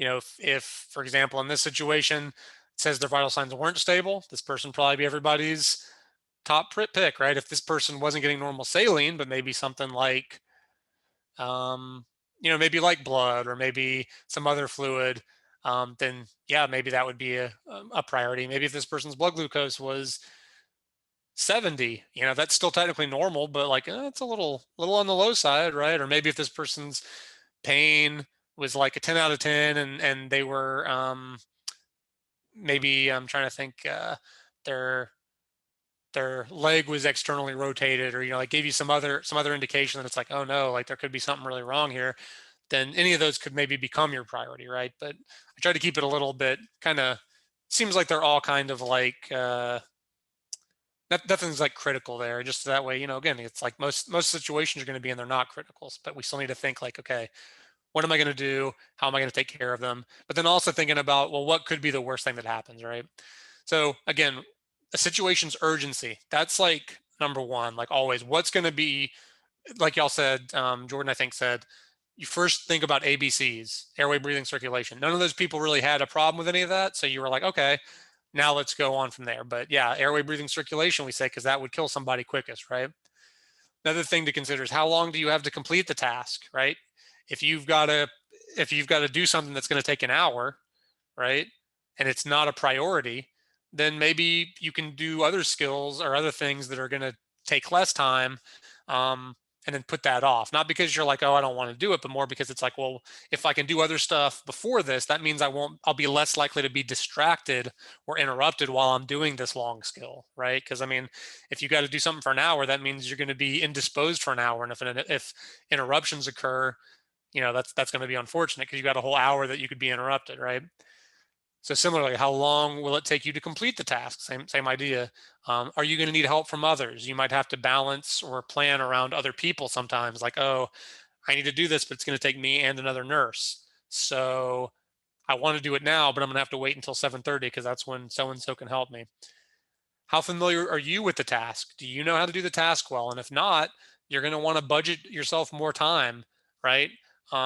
Because again, you're not as familiar with it. And then what are the consequences of the task? In other words, what's the worst thing that could happen if I do this? What's the worst thing that could happen if I don't do it? What's the worst thing that could happen if I put it off, right? What's basically gonna happen after I'm done with the task? We're getting close to a break, but I'm just going to go through a couple more things. So the other things that can help, familiarizing yourself with your environment, meaning knowing the codes to the doors, knowing where stuff is located. That stuff can save you so much time, right? Just the amount of time people spend like looking for resources. And again, it's not something we can always control as students because we're visitors to floors. And God knows when I go to new floors, I'll spend like sometimes 10 minutes looking for something in the supply room because I'm like, I haven't been here before. And, this might be the only semester I'm ever sent here. And I don't know where stuff is. You can't help it. But you want to take the time when you start to familiarize yourself with them. You also want to understand how to use your devices and machines like lifts, your vital sign machine, your glucometer, but then also knowing about your coworkers. What's their scope of practice? What does the respiratory therapist do? What does the physical therapist do? What does an LPN do?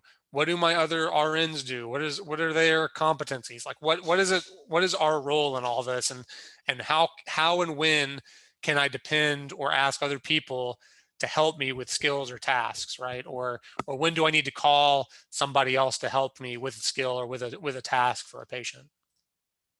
So we'll pause there.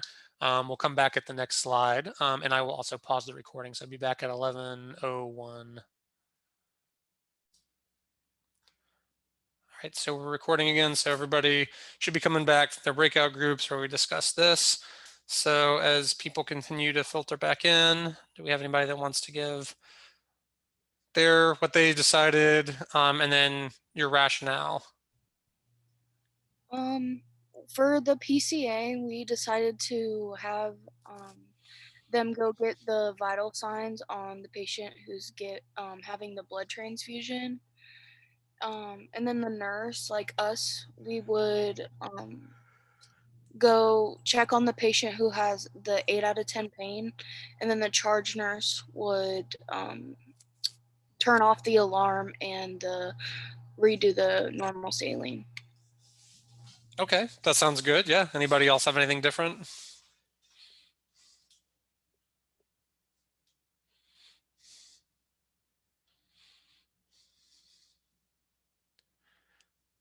Everybody the same? I had said instead of the tech going to do the vital signs, I had the tech go to silence the alarm for the person with the bag that's empty, or and then the charge nurse go to the person with the blood transfusion, just because if for some reason the vital signs were to not be good or something was going on, the charge nurse would be able to handle that, and they have that. Okay, only thing I would question, can the PCA silence a pump? Well, when I say silence, like not actually turn it off, like the little silence button that shuts, like makes the alarm go off for 5 seconds or like a minute or two. Yeah, well, so technically they're not supposed to mess with the pumps, right? That's outside their scope of practice. But you're right, they can push the button. I mean, everybody pushes that button, but they're not technically supposed to. Okay. But even beyond that, the other thing to consider is, so the PCA is going to have to go in there and push the button to silence it, right? Mm-hmm. But then we still haven't actually addressed the problem. Like the bag is still empty, right? Mm-hmm. So that's an example. I'm not picking on you or anything, but that's an example of like there's maybe a more efficient way we can do it where only one person has, because the PCA will go in, but either me or the charge nurse is actually going to have to go in and replace that bag. So it's basically two people have gone in the room to deal with one problem, if that makes sense. Mm-hmm. But I think that, yeah, like maybe saying the charge nurse, hey, could you check on the blood transfusion? If they're stable though, if they had maybe some problem, then it's like, okay, yeah, could you maybe check on them because I'm unsure, and that seems critical. And yeah, you want your most experienced nurse there. That would make sense. I agree. So I'm just going to kind of move us along so we don't run out of time. But yeah, so again, people ask me my take. I would usually say, yeah, like I would go give the pain medicine just because you can ask the charge nurse, technically they can do it, but you want to have them do something routine. I would say the charge nurse could do this because this is pretty routine. Spiking a bag of normal saline and restarting a pump, that's like as routine as it gets, right?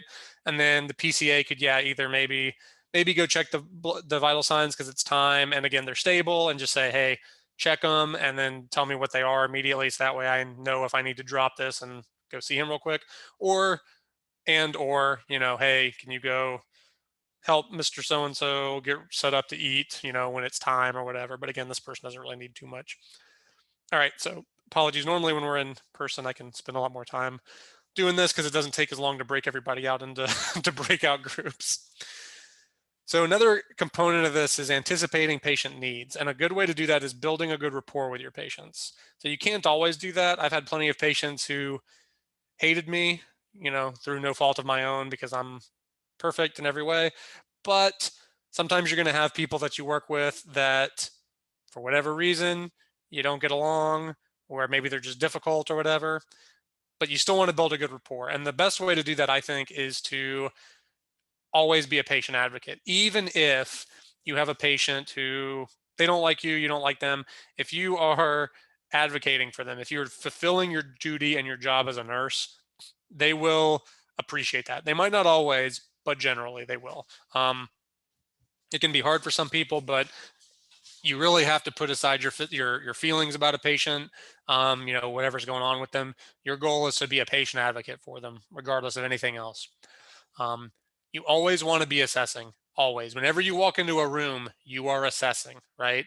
Even little stuff. So, when I walk in the room, first thing I'm doing is I'm looking over at the IV bag while I'm talking to them and, hey, good morning, how are you doing? I'm looking at the IV, I'm washing my hands, but I'm talking to them, I'm asking them questions.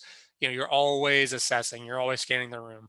The other thing is trying to cluster your care. That's something y'all learned about way back in fundamentals, I think. But yeah, trying to provide, all the care that you need to give to somebody at once, because that means, or, as much as you can reasonably, because that means you have fewer instances where you have to stop and restart, going in the room. And then again, being proactive. Don't wait for there to be a problem. Try to anticipate problems when you can and work to stop them. Don't just let them happen and then try to deal with them. So remember, you're always going to face interruptions and you're going to have to make quick decisions. Don't allow yourself to be unsafe. And unless you're in an emergency, don't be afraid to stop an interruption and come back to it. So if you're doing something and there's an interruption, don't be afraid to just say like, hey, I can't do that right now. I'm in the middle of this and I have to do this, right? But unless, if it's an emergency or something serious, then yeah, you do need to pause.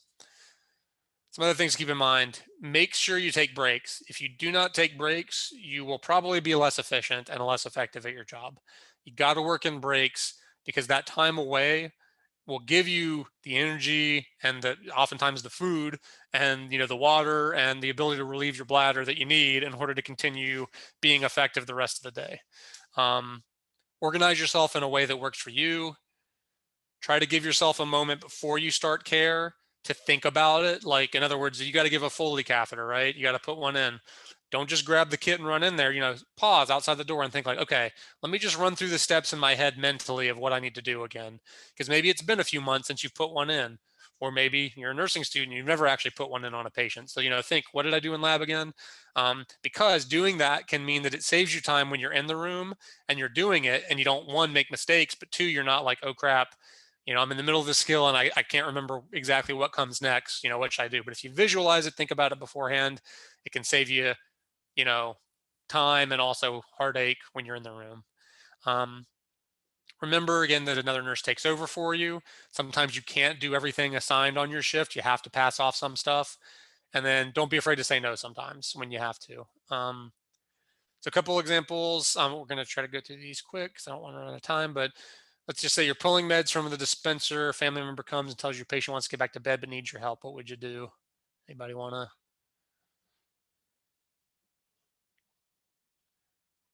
Give us their response. Finish what you're doing and say that we'll be there as soon as we can. Okay, maybe ask like, hey, is it possible to, I'll be there in maybe 10 minutes. Is that okay? Or if they're like, we really need to get him back now, could you maybe ask the PCA or maybe another nurse, or just say like, I'm sorry, I'm in the middle of passing meds. I'm not technically supposed to interrupt because it's dangerous, but I'll be there as soon as I can. Is it an emergency? Yeah. What about number 2? You're taking a lunch break and receive a call. Patient is requesting pain medication and has 10 out of 10 pain.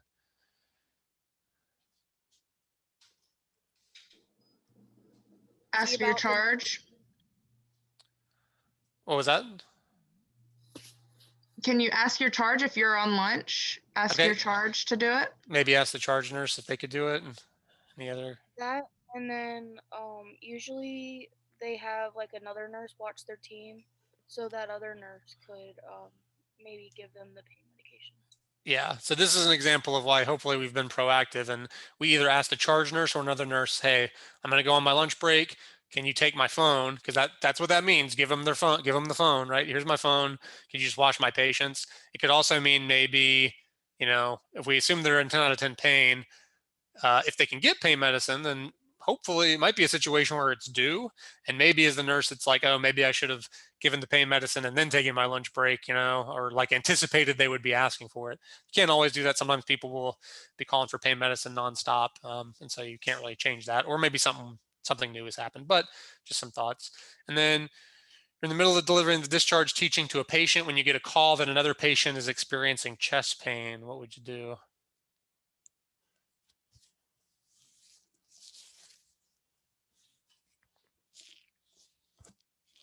go and check on the patient with chest pain and then come back to finish the education? Okay, yeah, probably that's an interruption you want to take. And you'd want to say, I'm really sorry. I just got a call. It's maybe an emergency. So I'm going to go check on it. And then I'll be back as soon as I can to finish your discharge teaching and apologize. Another thing that can be really helpful, this isn't so much time management and stuff, but I would just encourage you all to do this. When you are a nurse, tell your patients about your phones, explain to them, just so you know, if they don't know, like if you have a new patient or something, just so you know, this phone is a work phone. So if I take a call on it when I'm in your room or I'm checking it or something, it's because another patient, there's an issue. Either a physician is calling or there's maybe an issue with the patient. And it actually could be about you. Like it could be the physician calling me about your case or something. And I think it's good to do that because I've had patients before who nobody's explained that to them, and I've been in the room and they'd be like, what is with all these nurses? They're just always on their phones and they don't care about us. They're just, you know, playing on their phones all day. And sometimes they are doing that, but oftentimes I'm like, well, you know, if they're answering your phone, they're not being rude. It's because it's, you know, it's a physician or it's another patient needs something, right? And then once they hear that, they're like, oh, I didn't realize that. And it seems minor, but that can really alter how your patients perceive you. So just don't forget to tell them that and explain it to them because they might not know otherwise, especially if they're older, maybe aren't familiar with cell phones as much or how the hospital works. All right, so last section, we're going to not spend quite as much time on this because it's something I've already learned, but verifying orders. So as nurses, one of our roles is that we're supposed to actually verify orders from physicians. So when a physician or any other care provider writes an order, you know, we have to verify it. And what that means is that the order is appropriate, that it has all the components an order needs, and that it's also appropriate for the patient and the condition and the situation, right? So you all learned about all the different parts to an actual order in pharmacology for medication, right? And we'll go over those again.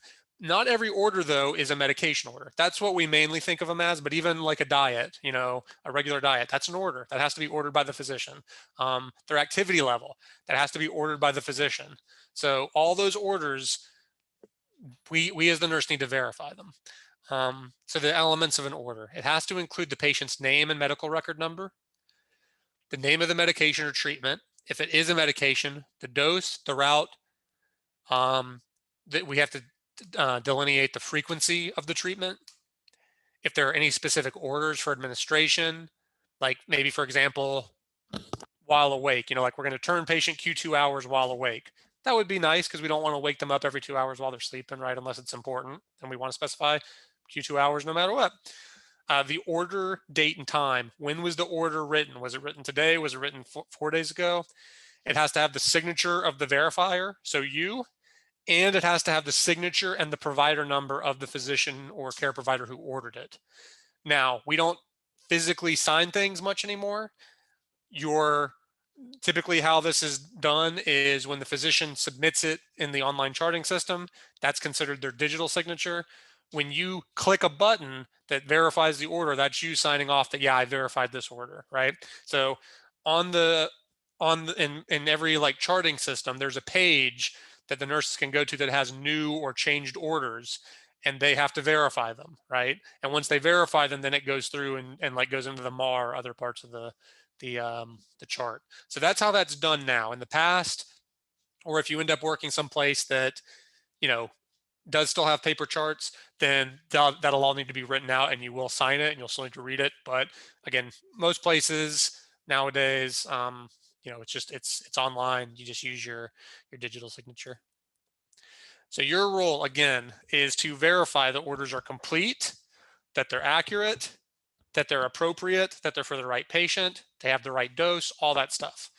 Sometimes I've had students who say like, man, when we talk about orders and when we talk to physicians, I feel like I have to know as much as them.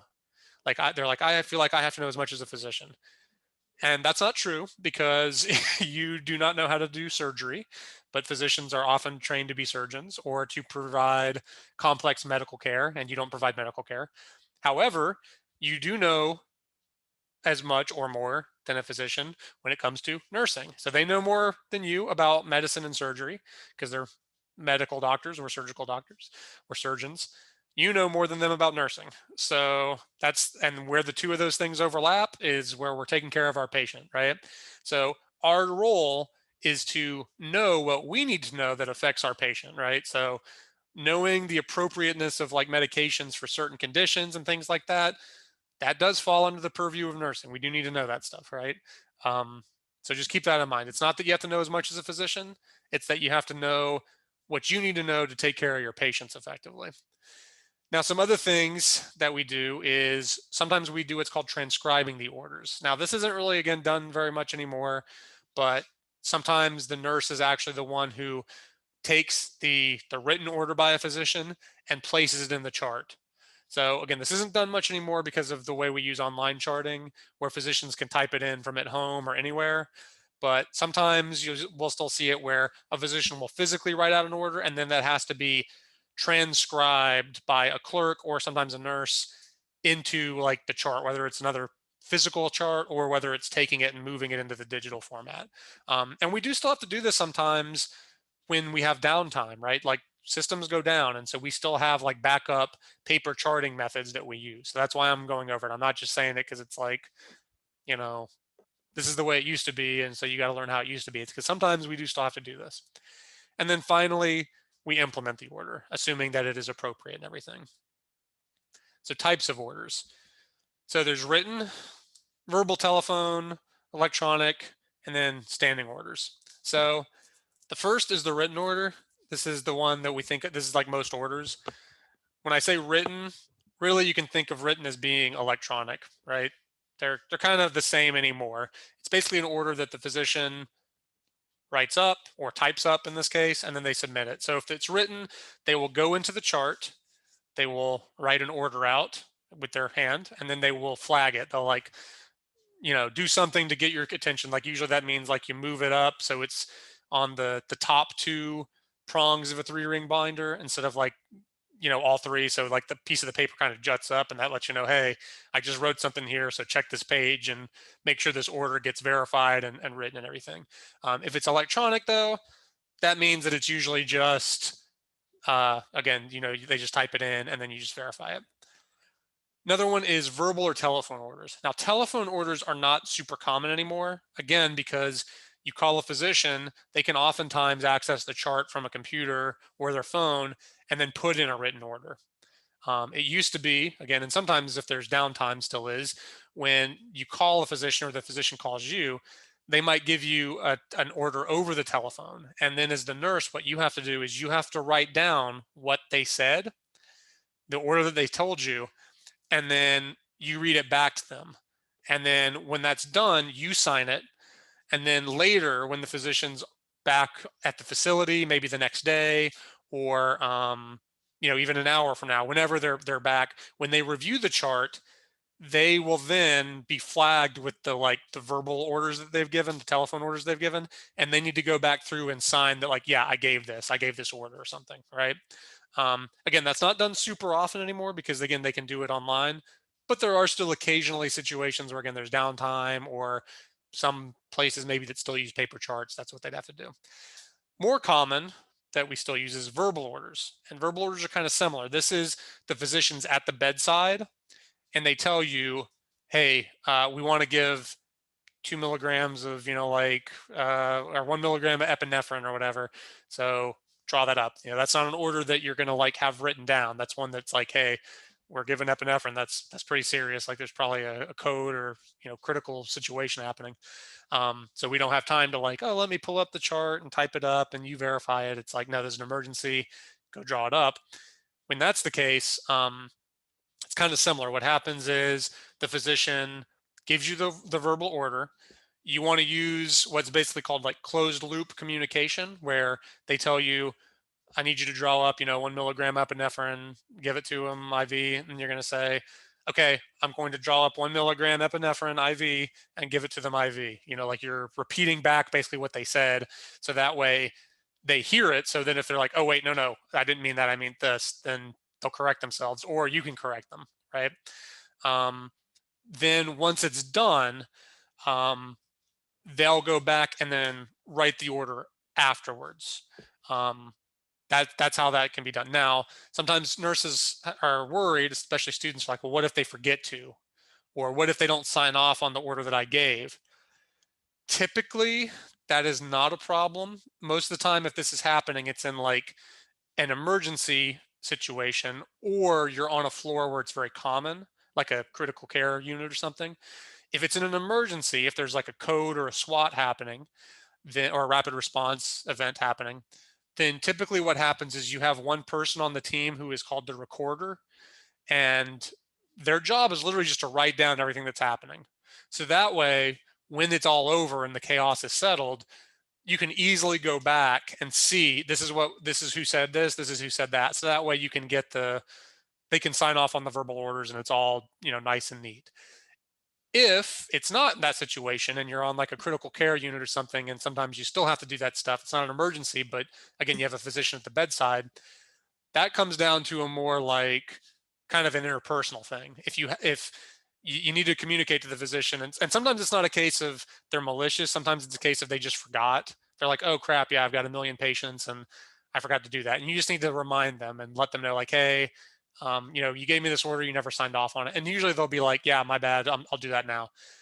Sometimes if you have a physician who has a history of doing this, oftentimes that ends up being something that you need to go to your manager about, and they will sit down and talk to the physician about it.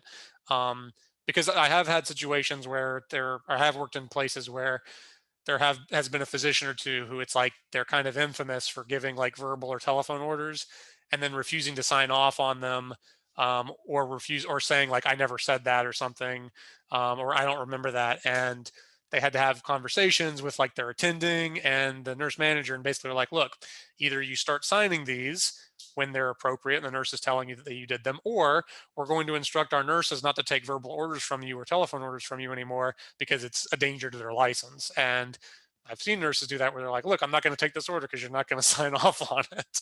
So again, that's a little bit more of a problem and hopefully won't be an issue. But if it is, if you ever run into it, that's really more of a situation you want to bring to like you want to bring up the chain of command basically. And then again, electronic orders, these are just what you're used to most of the time. These kind of have taken the place of written orders. And then standing orders. So standing orders are orders that are true in like every situation. They're like put in place as a matter of protocol. So these might be hospital wide. Like, if somebody's, if this happens, this is like what you need to do immediately. They could be patient specific. So one thing that's really common is when a patient comes into the hospital, they are given call parameters. So that means if their vital signs reach certain levels, you need to call the physician. Those are called standing orders. That does not mean that you need to call the physician it basically outlines for you, if this event occurs, do this thing. So it's not like give this medicine every 2 hours or do this every 2 hours. It's more saying, if this event occurs, then do this order. Does that make sense? It's kind of like PRN, but not quite. It's a little bit more specific, and it's a little bit less like, it's not something you're going to be doing. It's not like, oh, they've got pain, so every 4 hours we anticipate giving them pain medicine. It's like, we might never do this, but if it happens, this is what you need to do. So it's really common, especially again for call parameters, to be like this. Like if and usually they're standardized. They'll say things like, call if BP greater than 160, call if temp greater than whatever. So typically those are like basically a box that the physician will check off.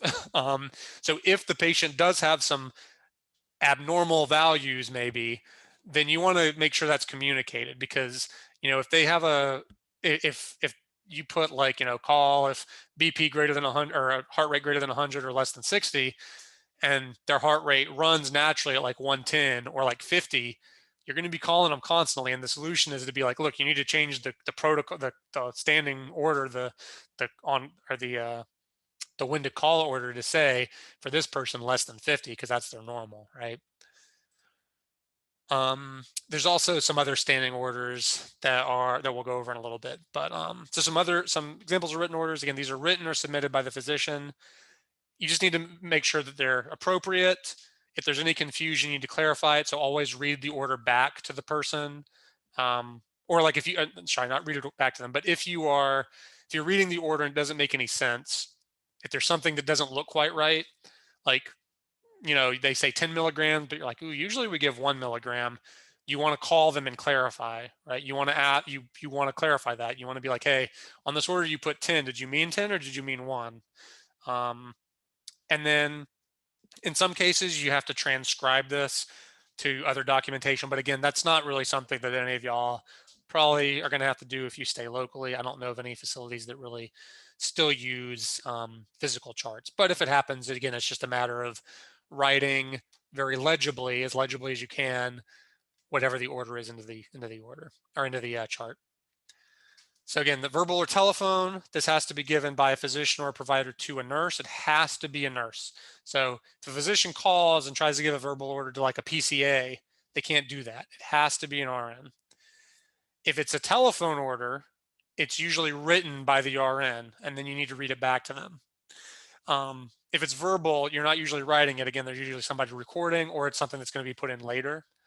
But what's key in both cases is once you get the order, you need to read it back or repeat it back to the physician to confirm that that is in fact the order, right?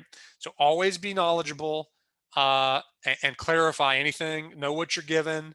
If you have questions about the medication or don't feel safe giving it, find a nurse who is. Also know your specific organizational policies, because some organizations don't accept verbal orders except in the case of emergency. So just understand that, because it's not always common depending on where you work and especially what setting. So if they call, again, this is usually how it's done. Oftentimes you are calling the physician or they might call you. Again, typically you're not having to physically write it out. They write it out. But you might still have to write it out. But even that being the case, still when you're talking to a physician over the telephone or verbally, you want to make sure that you only utilize your appropriate devices. So that means your hospital issued devices. Like, don't use your personal cell phone. Use the hospital one, the one that the floor provided, or use your official, hospital or organizational email, not your personal email. If you have like a paging or texting system, use the one for the hospital, not your personal one, right? When you're speaking to the physician, again, use your SBAR. So you give them the overview, the situation, the background, your assessment, your recommendations, or at least have that in your mind. Have those things kind of in your mind as you call them, because you might need to give them that information, right? And yeah, just make sure that you're repeating what you said, what you heard, and making sure you're on the same page. This is an example. Again, you're probably not going to see many of these, but this is just an example of a verbal or telephone order sheet that you as the nurse would fill out, right? So you would fill this out and then you would sign it, and then later the physician would come by and sign it when they're on the floor, right? So again, not done super often because they can chart remotely nowadays. However, if there's system downtime or some other weird thing like that, you might still have to utilize some system like this. So just so you're not shocked if you have to see that. So again, most of the time we're giving electronic orders. These can sent via email, text, fax. They're usually done just via the electronic medical record though. That's 99% of them. And again, you can treat these like written orders. You always want to make sure that you're checking all the stuff that we've already talked about. The other thing though to check is make sure that it's the right physician. Make sure that the physician that's charting is appropriate. Like if you see a physician name that you don't recognize, or you're like, oh, that's not the primary physician, double check the order, because, and always check every other component of the order as well, right? But just look for that as well, because in the past, if you were charting on paper charts or over the phone or verbal, you can tell who the physician is. But with the electronic medical records, it's really easy for a physician to accidentally open the wrong patient's chart, or even nurses. Like if you think about Epic and Shands, for example, it just gives you like the list of patients on the floor. And if you double click maybe the patient above or below that one, it would accidentally open up the other patient's chart. And there are some systems that allow you to have multiple patient charts open at once. So I've even done the mistake of documenting on the wrong patient before because I had multiple tabs. They don't let you do that anymore because it's dangerous. But I once did a whole admission assessment on a patient, and right before I clicked submit, because I was I'm a good nurse, and I was like, okay, let me just verify all this. So I scroll back up to the top, and I start going through every piece of information, and I noticed, oh my God, I just did all this charting work, and it was on the patient next door because I had clicked the wrong tab and exited out of it and had to restart my documentation. So that can happen even now that we don't have multi-tabs. We only allow one at a time. That can still happen. You click the wrong patient and you're in a hurry. That can happen. So I know it seems stupid and an easy mistake to make, but we make a lot of stupid mistakes as people because they're you're in a rush, you're in a hurry, you're not thinking. It is such a stupid mistake, you're like, no one could ever make it, right? And and then you end up making it because you were not thinking about it. I worry about that all the time with needle sticks because I've always been like, how does anybody stick themselves with a needle? And I've never had one, but I know one day it's bound to happen and I'm going to feel like a fool because my whole life I'm just like, how does people stick themselves? Just be careful. But one day it'll happen, I'm sure. So yeah, same thing. Just be careful and always check that because they might have written it on the wrong person. You just want to make sure. So the standing orders or pre-approved orders, again, these are not to be filled except if a patient meets certain conditions, right? Some examples, like I said, the most common one is again the call orders for vital signs. Some others, though, are things like sliding scale insulin or sliding scale heparin protocols. So with sliding scale insulin, again, that's not an order to give insulin every 6 hours. It's an order to basically check their blood glucose, and then depending on the blood glucose, you follow, kind of a decision tree of like, if this, then do this. If this, then do this, right? So that's an example of it's a written order, right? But it is a little bit different in that it's not quite, it's clear, but it's not quite as clear. Like it's not just a do this every 2 hours. It is a do this under specific circumstances. And so the only reason I separate them out is just so that way y'all understand that these exist and that these require you to use your nursing judgment on when to implement them and when to follow them, right? And some hospitals have specific policies or guidelines for using these. So just know those. They also might have standardized kind of forms or orders. So for example, when we were talking about the insulin coverage, Jordan said that what he's seen is they only start giving insulin above 150. 99%, probably even more, of all insulin sliding scales in the hospital start giving insulin at 150. I don't think I've ever taken care of a patient who didn't have their insulin coverage start at 150. However, so it's pretty standardized. However, there are patients who do have it different. And that is a modification that can be made. So again, that's just something to be aware of because if you're a nurse and you can see an order and it's different, if it's like a standardized order like that, like if you're seeing like, yeah, you've been a nurse for 10 years now, you've seen enough sliding scales, you know what they look like, and you see one that starts at 100 or like 125, that's something that you maybe just want to pay attention to and maybe clarify with the physician, or maybe like, hey, I just saw this started at 125. Are we just really trying to tightly control their sugar, or was that a mistake or something? Or recognize like, oh yeah, it's at this, but it's because we are trying to tightly control their sugar, and just know why you're doing what you're doing. Basically, that's what a lot of this boils down to, is understanding what you're doing and especially why you're doing it. And then this last thing, this is just an example of a heparin sliding scale. Again, y'all have used insulin sliding scales, so you kind of know what they look like, but this is just very similar, right? So like in this case, you draw their PTT, and then based on that PTT, you actually adjust the rate at which their IV infusion is infusing at. So you have to do some math, but you basically would adjust the rate of their IV infusion on a, pretty regular basis. So they don't have an order to run it at like 20 mils an hour. They have an order to start it at a certain rate, but then change it every time you draw a PTT based on this chart, right? So like if you got it and it was 50, then you'd have to go and do the math and figure out, okay, I'm going to increase it by that many milliliters per hour, and that's what our new rate is, right? So it's always changing.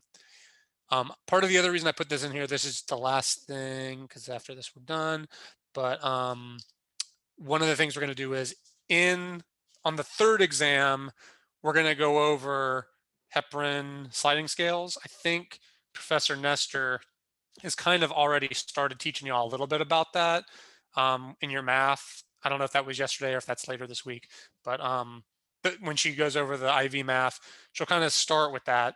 One of the things you have to do though, and we're going to build on that, is that it's not just figuring out the initial rate. We then have to adjust the rate continuously, right? So that's something we're going to go over. So just keep that in mind. Like, I know it's a long ways away, but we're going to build on that. And okay, great. You did that yesterday. So just like I always encourage students, like when you learn math and nursing, when you learn anything in nursing school, it's not a one-off. We're going to build on it, right? So I'm just giving you all forewarning that don't learn the heparin and then be like, oh, I'm going to then just pump and dump. I'm going to learn it and then I'm going to forget it in a week. Like, we're going to use that again and we're going to build on it, and it's going to make it a slightly more complicated. Not a lot, but just a little bit. So learn that, and then we're going to build on it a little bit, so that way you know how to adjust them and monitor them. All right, so I'm going to stop. That is it. So does anybody have any questions?